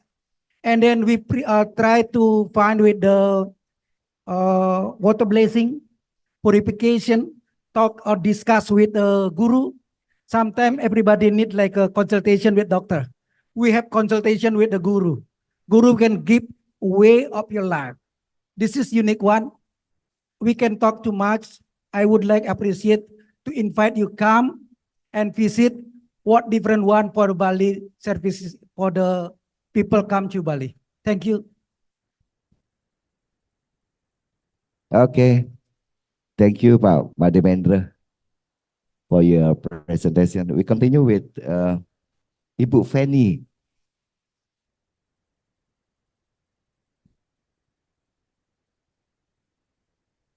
Okay. Good afternoon. Om Swastiastu. Assalamualaikum warahmatullahi wabarakatuh. Oke. Boleh presentasinya sedikit saja? Presentasi, Bu. Oke. Ada pepatah berbicara, there is a poem said that if you don't know them, you cannot love them, right? So I'm here to introduce ours about association, Bali Spa and Wellness Association. Okay. All right. While we're waiting, our established in 2005. We start from the 25 spa industry or a businessman. And then we start with that and we're talking, we discuss. And then after that, we establish, it's become like association. Now we updating this is we have 185 members. From that, as we know already, Bali is famous with destination spa. So we have categorized with 5 different types. So with association itself is Badung Regency is the most spa industry in Bali. So we calculate in there is a hotel day spa, hotel and day, hotel spa, and then day spa, and then wellness, or even there is others, meaning it's like related with the spa business. Okay, can I have that? So the basic one is our focus is to support the Bali traditional can integrate with wellness tourism is we are ready for all the spa industry to have the certified, and then even the business we can have a certified and legal because they connect with the regulation of the healthy division is Permenkes 8/2014 that we have the 2 categories. Is one is a health spa and one is the wellness spa. So with that categorized, we would like to introduce that spa is not just spa, or some people thinking that spa is only like touch and then finish. It's not that. In our regulation in Indonesia, we have a Spa Tirta 1, Spa Tirta 2, and Spa Tirta 3. In that one is we have like Spa Tirta 1 is we are expecting the finishing from the treatment is about relaxing. Spa Tirta 2 is we are expecting from the treatment finishing is become relaxing and rejuvenation. And Spa Tirta 3 is we have expecting that from the treatment result is relaxing, rejuvenation, and revitalization. So right now in Bali, it's around 1,139 spa industry, and hope that we can support the wellness tourism in the next future. Thank you so much.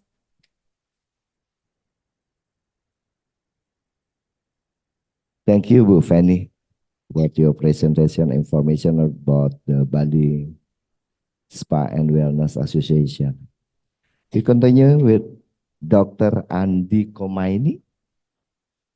Dr. Andi.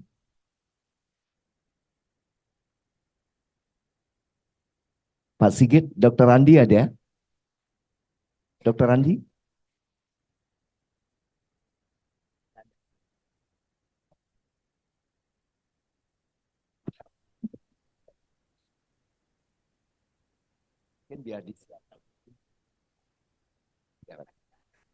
Okay, so because Dr. Andi would like to, through the virtual, we continue first for Dr. Gede Made Agus Bayu Wisnumurti. Time is yours. Okay, thank you for the opportunity. First of all, I'm Dr. Bayu from Unicare Clinic. I'm here represent my company as a clinic who provide the detox. Same as Dr. Widya said before, we have a same formulation. It's similar formulation, but in Bali, the additional is we combine with the Balinese vibes, something like when the patient doing doing the liver detox, we combine with the aromatherapy that identical of Balinese, something like lang lang or and frangipani, and of course beside that we serve the tea, the herbal tea from Bali, and as an antioxidant to provide the liver detox. And beside that, as our company is stay in the tourism area, it's not only just for the detoxifications, and we also treat the illness that came from the tourists. Some kind of like we know that when the tourists came to Bali, beside the culture, they also seek some kind of like food and attractions, and there is a side effect from that food. So it's familiar called Bali Belly in in here. So we do treat the Bali Belly as our product, and beside the detox, and for the other attractions, and you know the tourists come to Bali, they going to have party with the friends and hang out. And after that, they seek the medical attention for the hangover treatment. So we do the hangover treatment, an IV treatment that contains of vitamin as an antidote for the to reduce the alcohol level in the on his or her blood.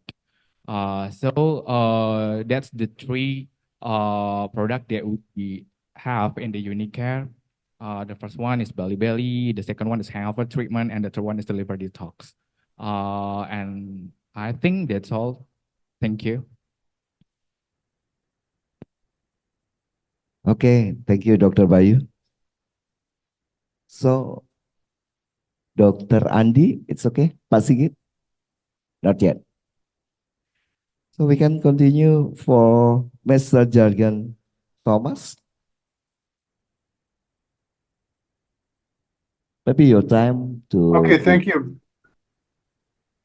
Thank you very much. I'm definitely not qualified to talk about all the opportunities you have in Bali. When it comes to common mind, I think when people think about Bali and medical and spa, of course, everyone knows there's a lot of spas. There's a lot of five-star hotels in Bali. There's Balinese massage. There's herbal remedies. There's meditation, yoga, Balinese rituals and ceremonies. And it's really a destination where your mind and your body could come together and find harmony with yourself again. But we're talking about a new concept. We're talking about a lot of different opportunities that are introduced tonight. I have not known about, and I have personally not associated Bali with the ambition to get involved. I find it fascinating to learn about liver, your liver treatment and detoxification, what I think I should get.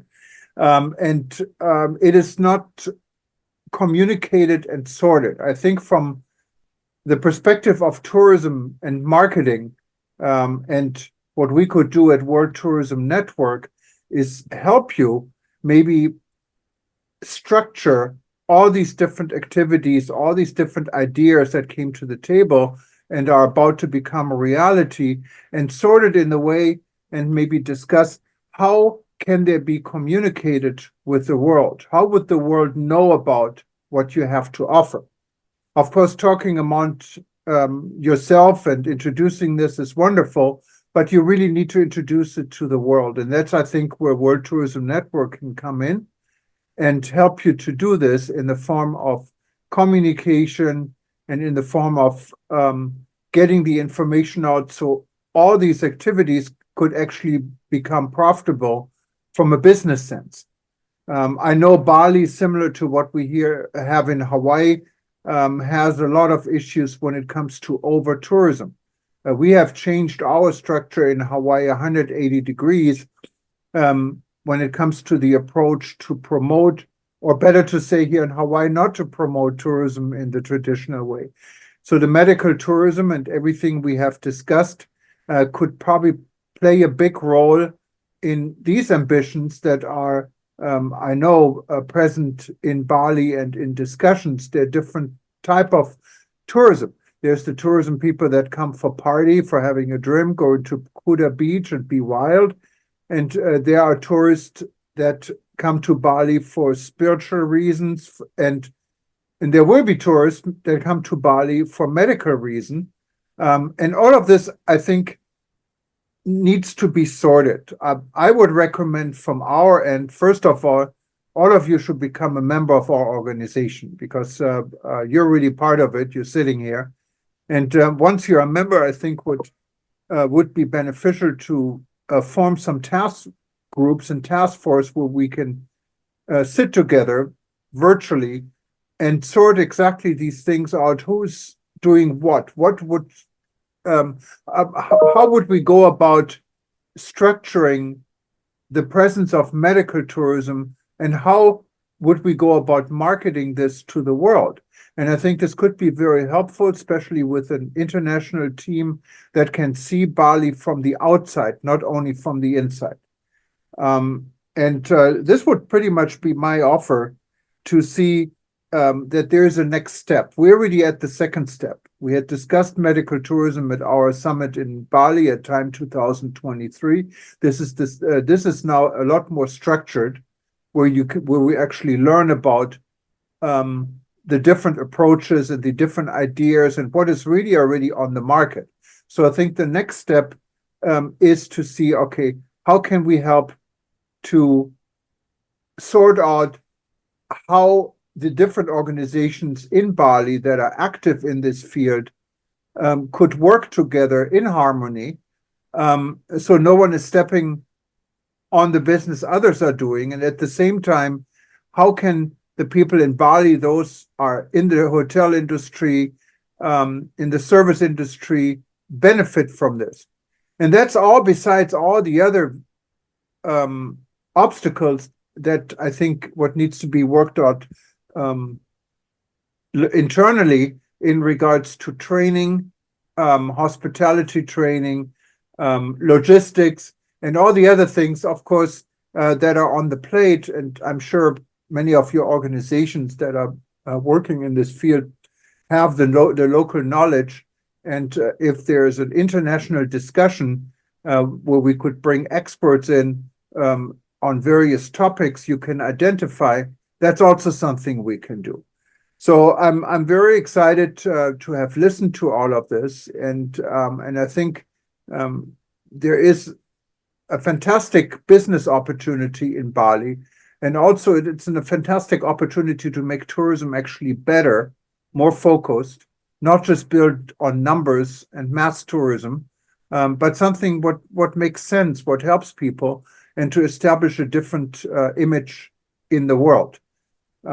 And I have a million ideas how we could go about doing this, and how we can get the word out to various markets in various parts of the world, because every destination is different. And that's something I think the World Tourism Network could be helpful in establishing a number of such discussion groups. And of course, tourism is a for-profit business. So you understand this, we're a for-profit company and organization. We don't have the same concept maybe as PATA and some of the other organizations that work on a non-profit basis. We're here to help. We're here to provide resources among our members to help other members to achieve what they wanted to achieve. And our focus has always been on small and medium-sized businesses. And what I'm listening here, every single one, even hospitals and doctors and hotels and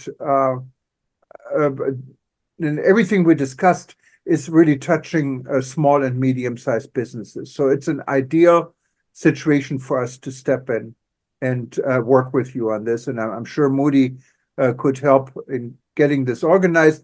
But from my end, I can say, and I think from our global perspective, we're here to help in any form, shape, or form. But let's get organized and see how we can get to the next step. Thank you very much.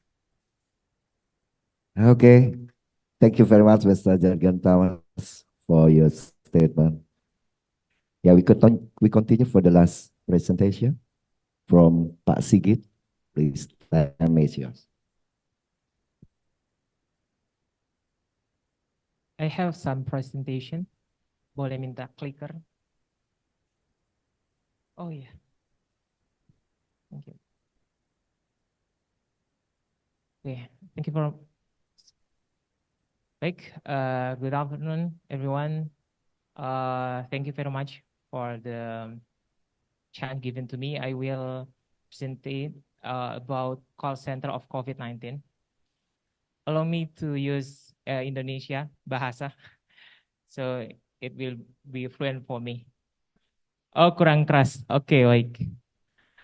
Baik, perkenalkan saya Sigit dari tim ATM Sehat, Anjungan Telehealth Masyarakat Sehat. Yang saya hormati Prof. Laksono dan Bapak Ibu semua stakeholder, Dr. Patra, Dr. Widya. Call center COVID-19 ini kita buat atas inisiasi dari project ini, HTPB atau Indonesian Health Tourism and Promotion Board. Dan kita akan rencananya mulai dari call center untuk COVID-19. Jadi pun akan ada klien atau customer yang tertarik dengan project atau yang di-provide oleh para operator atau provider yang bergabung di project ini akan masuk ke call center ini.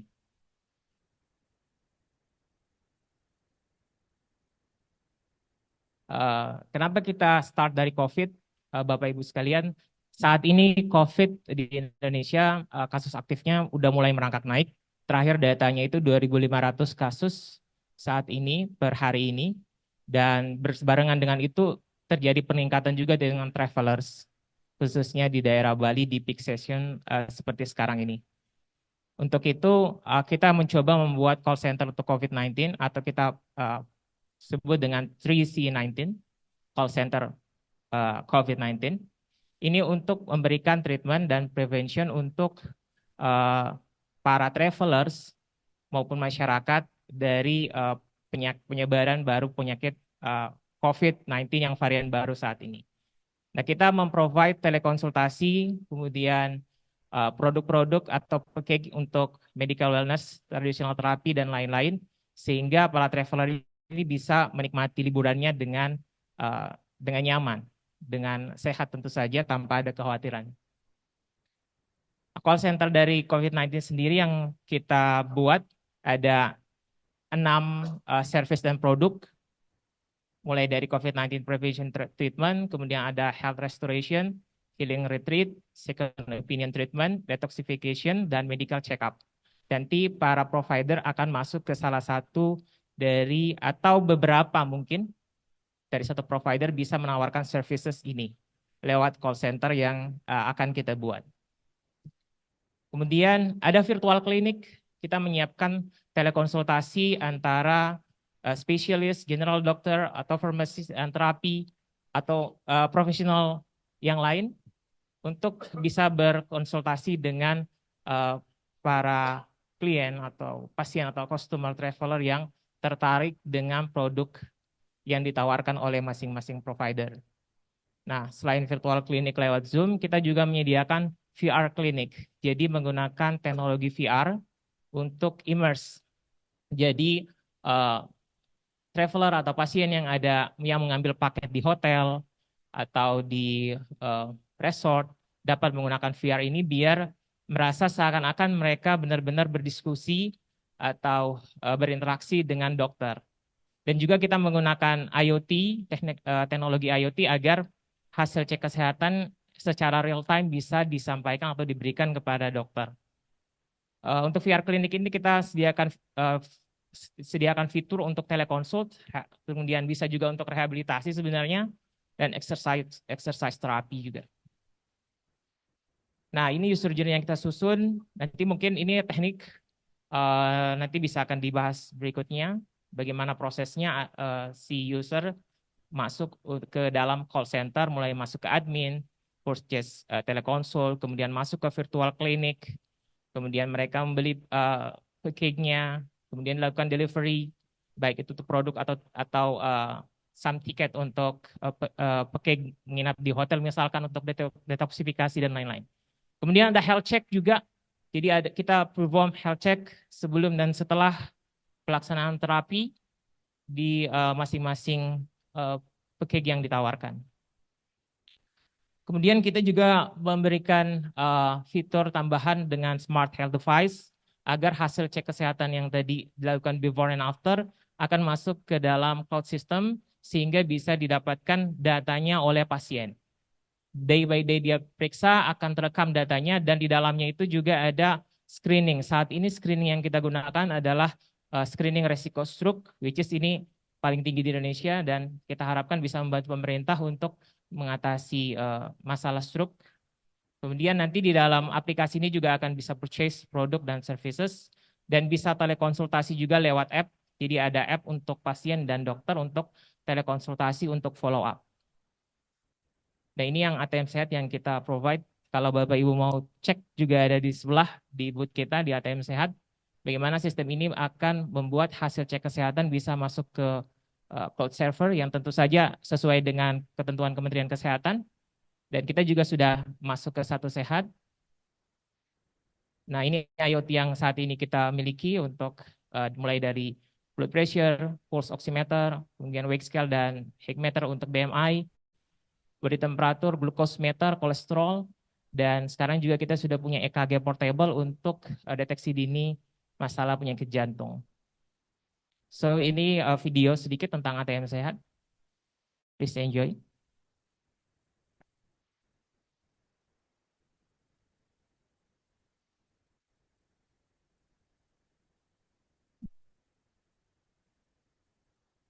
Pada era digital saat ini, sangat penting bagi kita untuk memilih cara mana yang efektif dan efisien, begitu pula dengan kesehatan.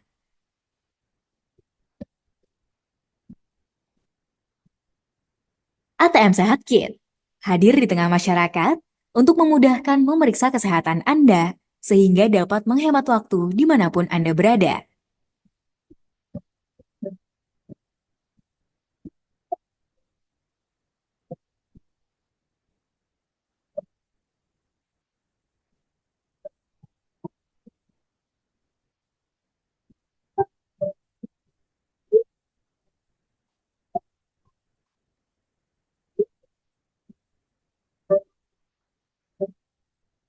Dengan ATM Sehat Kit, Anda dapat memeriksa tekanan darah atau tensi, mengukur kadar oksigen di dalam darah atau SpO2, temperatur tubuh, tinggi badan, berat badan, body mass index, hingga screening masalah jantung Anda dan screening resiko stroke.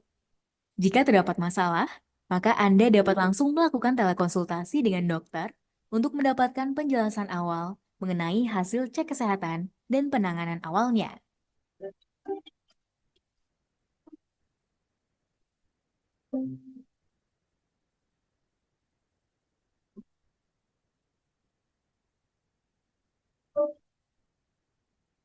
Seluruh hasil cek kesehatan akan tersimpan ke dalam aplikasi PEA ATM Sehat.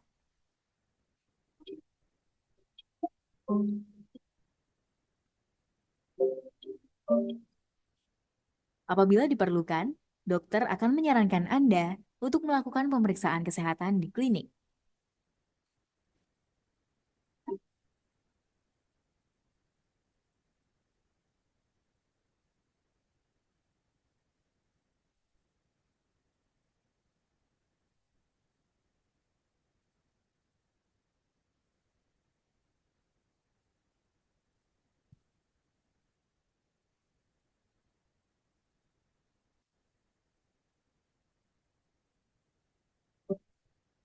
Anda dapat melakukan pemeriksaan lanjutan di klinik seperti cek gula darah, kolesterol, dan asam urat. Hasil cek kesehatan akan masuk ke dalam rekam medik klinik dan dapat dipantau oleh dokter dengan persetujuan Anda.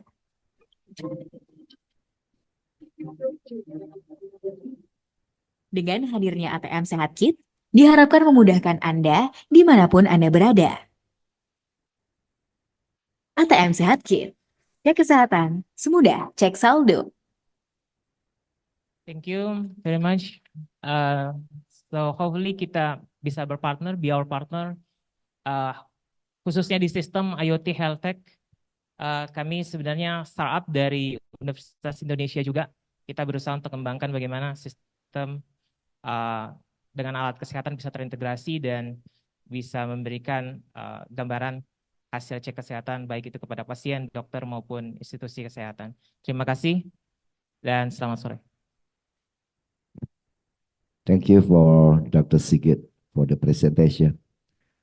And it's time to discuss. Maybe there is a question or suggestion and etc. from the audience.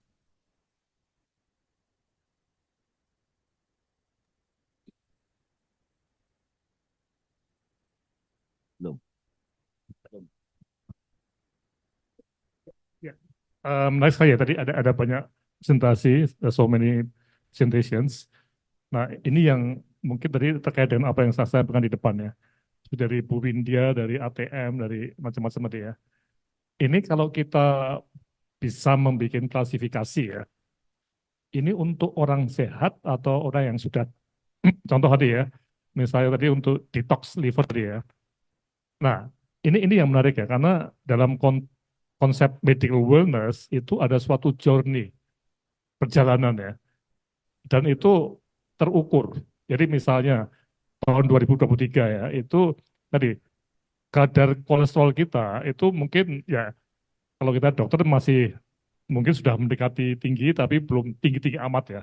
Atau kalau diabetes itu masih diabetes. Nah, ketika kita masuk ke program detox tadi, itu kan ini bukan untuk mereka yang kolesterol sudah 400 misalnya.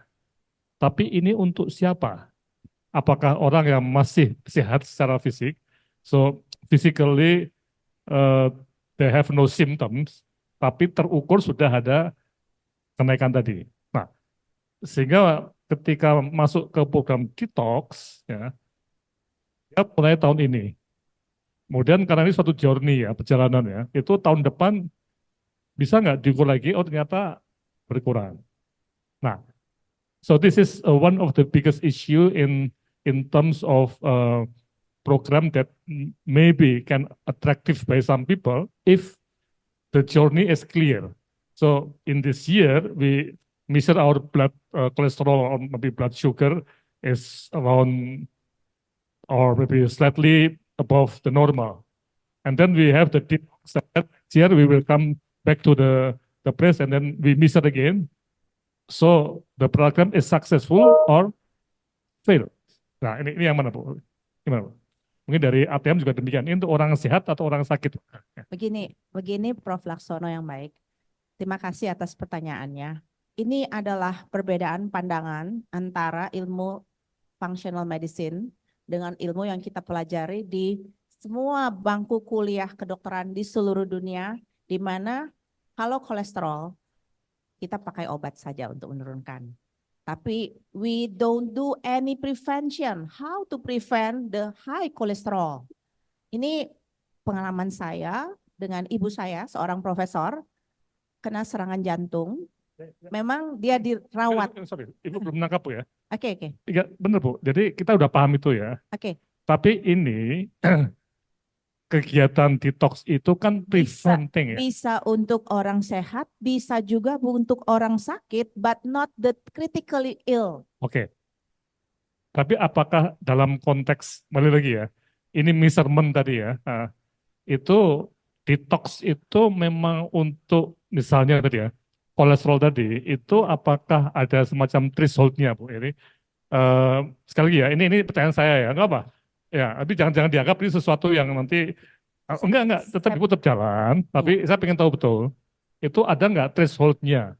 So whether we have the threshold atau batas ini yang masih bisa dengan detox, di atas yang tadi itu harus pakai obat. Nah ini ada. Kalau dalam pandangan functional medicine, we don't need medicine. Jadi ada perbedaan pandangan. Ada obat-obat yang kita gunakan justru menurunkan nutrition depletion. Jadi menurunkan kadar nutrisi dalam tubuh kita. Contohnya jika kita menggunakan obat statin untuk penurun kolesterol, we will have the CoQ10 deficiency. Jadi artinya di sini kita mau menurunkan kolesterol, oke, kolesterol sudah 300 katakanlah. Gula darah, saya punya pasien juga 300. Dia berobat biasa, dia nggak akan ada perubahan. Karena di sana pun tidak ada perubahan, nasihat perubahan gaya hidup. Dari pola makan, exercise, dan apapun. Jadi akhirnya difrustrasi. Akhirnya dia datang ke tempat saya. Jadi sebenarnya orang yang perlu didetox, pertama orang sehat yang perlu mencegah. Orang yang sakit but not critical ill patient. Kalau dia belum mau mati, kita masih bisa detox. Gula darah 300, tapi dia masih muda dan diharapkan umur sehatnya masih panjang. Of course, can do the detox. Karena detox ini sebenarnya untuk mereverse semua penyakit yang tidak reverse obat-obatan semata. Jadi Prof. Laksono maaf ya, saya cerita karena ini yang terjadi pada orang. Jadi orang diberikan obat anti kolesterol. Kemudian dia hipertensi. Dia diberi obat hipertensi. Kemudian dia gagal ginjal. Kemudian dia cuci darah. Dan saya mendengar banyak masukan dari teman-teman dokter, itu yang cuci darah, BPJS sudah males karena cuci darah terus seumur hidup. Jadi akhirnya mungkin mereka akan anjurkan transplantasi ginjal. Nah sekarang why don't we prevent? Itu prevent. Selama ini selalu terdengar kata-katanya tetapi tidak terdengar bagaimana melakukan prevention yang sebenarnya. Ya, betul Bu. Ya. Itu betul. Jadi artinya Ibu tetap punya threshold ya, yang critical illness tadi ya. Kemudian pertanyaan saya yang pertama tadi, apakah ini ada suatu pengukuran Bu? Nanti ada suatu journey ya, jalanan ya. Saya masuk ke program detox, itu berarti saya masuk ke suatu perjalanan hidup saya yang dengan model detox ya. Nah, ini penting sekali karena untuk meyakinkan orang juga ya. Apakah di awal saya ikut program ini saya diukur. Kemudian apakah kemudian 6 bulan kemudian atau setahun atau 2 tahun lagi kita diukur lagi. Nah, ini yang apakah ada sampai di situ nggak Bu? Ya, Ada Prof. Jadi kalau kita detox kan kita punya output apa yang mau kita harapkan. Contohnya saya sebagai seorang pasien sekitar tahun 2015 saya pernah kena mioma uteri. Mioma adalah tumor jinak dan saya berobat ke dokter kandungan saya dan saya minta izin, dokter, kalau bisa saya jangan dioperasi. Saya ingin memberi terapi dengan ilmu yang saya pelajari untuk diri saya. Jadi salah satunya saya lakukan detox. saya lakukan terapi keseimbangan hormon. Kebetulan saya diberikan obat-obatan dari terapinya dokter kandungan itu, ada obat suntik, injeksi endrolin yang saya alergi. Begitu disuntik, bibir saya semua bengkak satu badan. Jadi akhirnya, dok, saya mau memilih jalan ini. Dan beliau izinkan. Dan alhamdulillah, saya detox itu mungkin 1 tahun lakukan 3 kali. Tahun depannya saya kontrol, saya masih punya catatan rekam medik, di mana miom saya dari 7 cm berkurang menjadi 5 dan akhirnya menjadi 2 cm. Dan sampai sekarang tidak ada gangguan lagi. Itu karena saya melakukan perubahan yang signifikan dari gaya hidup. Nah, tentunya ini adalah awal, karena kalau mulai dari detox, what next? Tentunya perubahan gaya hidup, pola makan, pola stress management, pola tidur, ya, semua harus dilakukan sehingga penyakit itu reverse. Bahkan kawan-kawan saya dari Malaysia, mereka sudah melakukan program reverse diabetes without drugs. Akhirnya mereka bisa sembuh dari diabetes tanpa obat. Dan ternyata bisa. Cuma kita sebagai dokter biasa selalu berpikir nggak mungkin ngobatin pakai obat. Nggak ngobatin tanpa obat. Ya, Ya, oke Bu. Ya gini ya, jadi saya dari Kemenkes Bu ya. Ini kan sangat penting sekali ya. Misalnya tadi untuk prediabetes atau kolesterol ya. Pencegahan yang efektif itu bagaimana? Ya. Nah, tapi kembali pada apa yang didapatkan tadi ya. Oke. Nah, sehingga tadi saran saya, mungkin Bu Widya perlu juga mengajak para peneliti ya. Mungkin tadi dalam kasusnya miom 1 oke ya. Nah, bisa nggak nanti dalam program detox nanti ini kita teliti.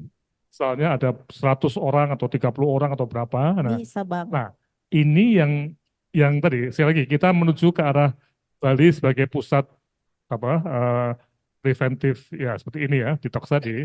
Tapi kita harus berikan evidence ya bahwa dari 100 orang yang kita tangani misalnya atau 50 atau berapa ya, itu ternyata 1 tahun itu kadar kolesterolnya itu bisa turun.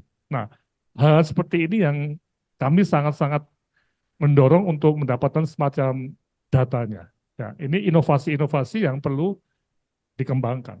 Jadi itu aja Bu, terima kasih. Terima kasih Prof. Ini saya langsung search jurnalnya banyak sekali. Jadi ini bukan ilmu hitam, tetapi bisa dibuktikan keilmiahannya. Terima kasih Prof. Ya, iya. Yang saya maksud bukan jurnalnya itu Bu. Kita Jurnal bikin iya, riset. tapi Betul. gini, Kita bikin setelah riset. jurnal Ya. itu kan semuanya obat juga demikian, itu diaplikasikan di lapangan. Ya, vaksin juga sama. Ya. Nah, ketika diaplikasikan di lapangan, tadi kembali pada misalnya kita bikin program detox di Bali ya Bu ya. Ya. Tahun depan misalnya ya, itu ada 100 orang yang join. Nah ini yang dilihat, Teliti. ya, bukan di jurnal Bu, Bisa. tapi yang Bisa. empirik ya. Nah, Oke. nah, apa? Ya, clinical trial, ya, post apa penelitian di lab tadi. Ini yang kita maksud ya. Juga sama dengan tadi medical tadi ya, apa yang klinik tadi Pak ya, yang dari apa PT. Ini kan juga akan melihat apa betul gangguan toksik alkohol itu bisa turun ya Pak ya, karena tadi apa namanya intravenous ya Pak ya?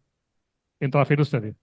Ya, ya itu juga harus kita lihat Bu. Jadi ini penting untuk meyakinkan orang Bu, bahwa ini betul-betul ada evidence-nya. Oke, makasih. May I?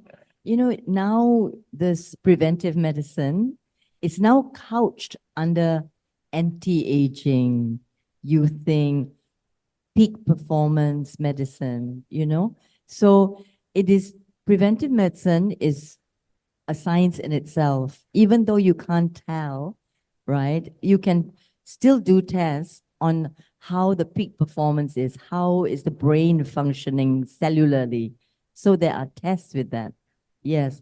So preventive medicine is actually a whole field in itself that is lucrative because people who are taking all the vitamins, they go to the gym, they go to massages, it's all preventive. And I know, because I could have had cancer in 1990, but it was the preventative that prevented it. And, you know, we can see that it's through vibrational medicine, using flower essences, using everything. And then now important is radiation. So I wear these to prevent radiation. but not many people know about the radiation from the telephone, from the computers. So preventive medicine is a field that is, I think it would be very suitable for Bali because of the wellness issue, the mentality. The main point is can be measured. The effectiveness can be measured. Yeah, that's the point. Yeah. Okay. Ya, perkenankan saya. Oke, Thomas, you still there? Oke, Prof. Prof. Laksono, kita mau share juga with you that because in tourism marketing is very important that we have call center. So actually, and luckily that we have this ATM Sehat.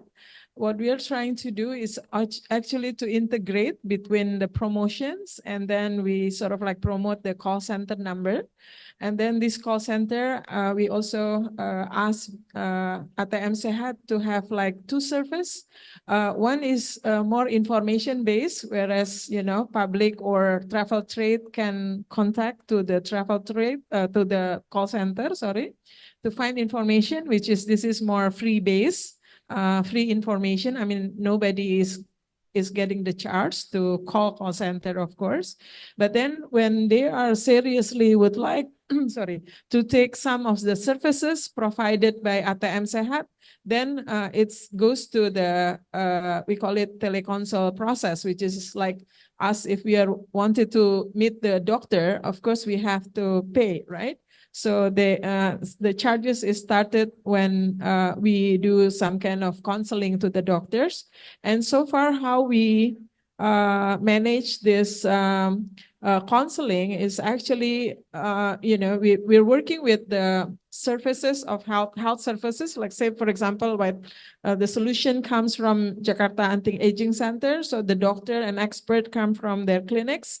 And then if the service comes from Bali Medica Tourism Associations, the doctors from BMTA will sort of like do this part. So those are the areas that we sort of like working together with them. And of course, now BMTA is forced to open their service from office hour, right? 9 o'clock to 5 o'clock. But I hope that this time, next time, it's going to be like 24 hours, Prof. So everybody the call center will be alive and somehow can work together with Dr. Patra. You were also mentioned that you have this call center before during the COVID.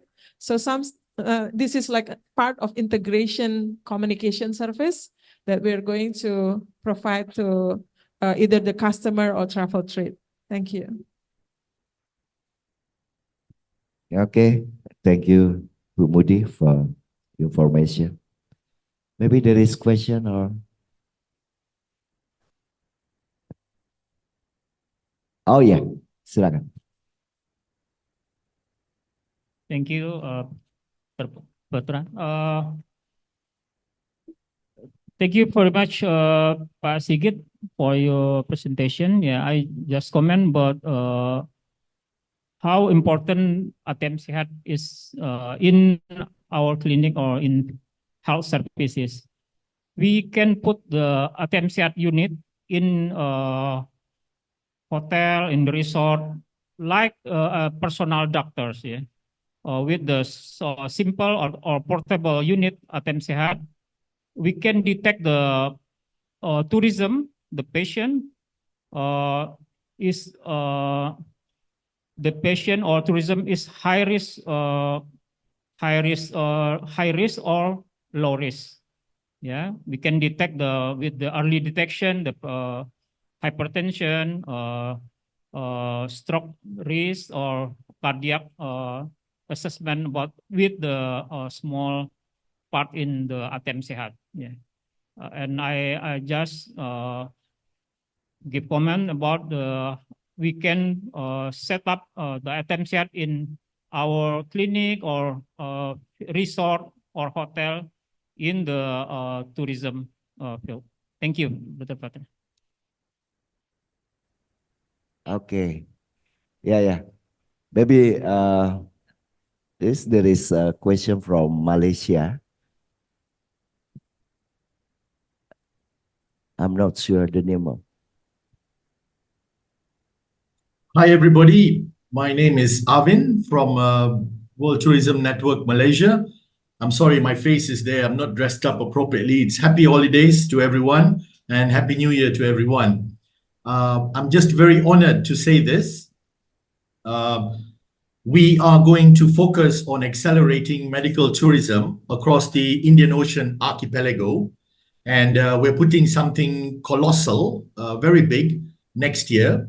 And we are also going to form a legitimate partnership with World Tourism Network Indonesia and Malaysia to accelerate this economic cluster, particularly medical tourism. And a launch will be conducted next year as well. I thought it was imperative that I formally make an announcement. So I look forward to engaging with everyone. It's been a fantastic discussion. I have gained in-depth knowledge, which is fantastic. And I look forward to bigger things to come, not necessarily for the Indian Ocean, but for Southeast Asia as well, laying the foundation in Bali for something tangible and concrete for the future. That's all I wanted to say. And thank you very much, Ibu, for allowing me this moment to present this briefly. Okay? Yeah, let me also, since Arvin, you're talking, congratulate Arvin was elected as our new chairman for Malaysia just very recently. And congratulations, we're looking forward to working with you. And I think it fits right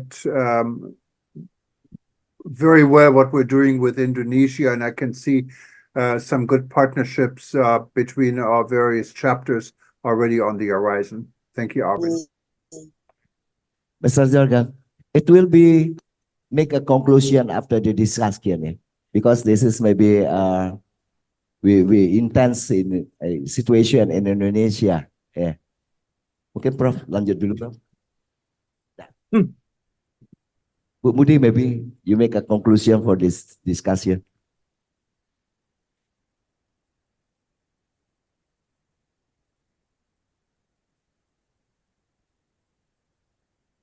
Okay, Thomas, actually we're discussing quite more kind of internal policy in Indonesia. So it's only be very good we're discussing in Bahasa to express. Okay, no problem. No questions answered. No problem. Prof.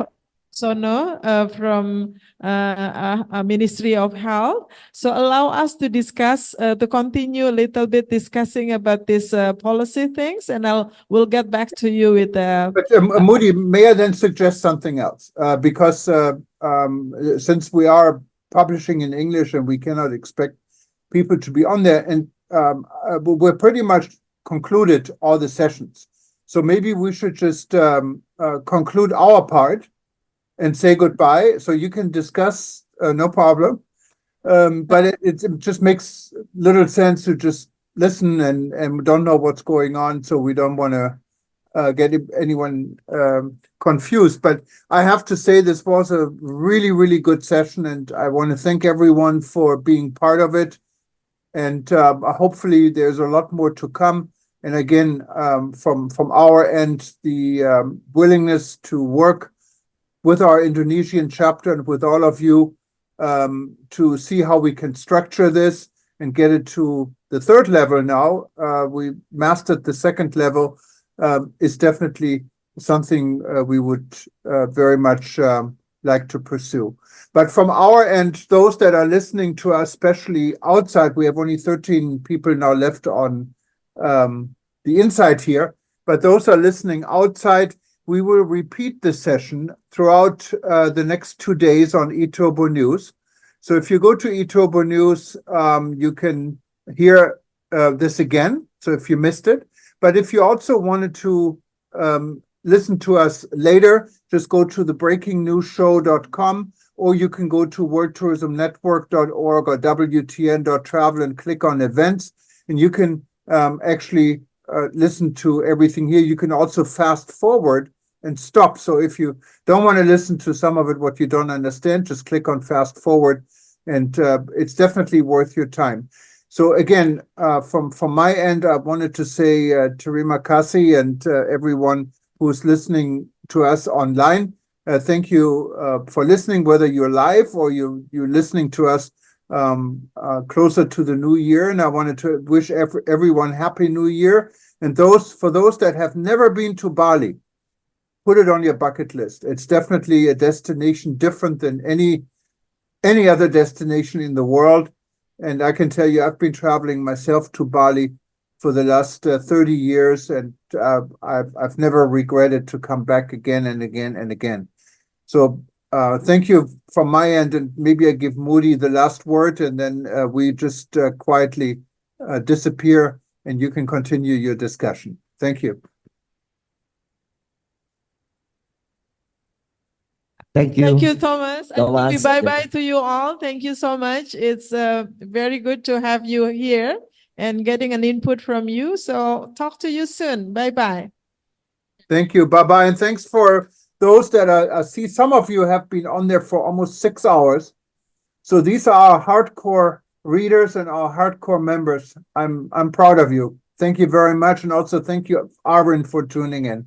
And especially Birgit. She's been here from the very, very first moment. And that's fantastic. Take care. Aloha, we say from Hawaii.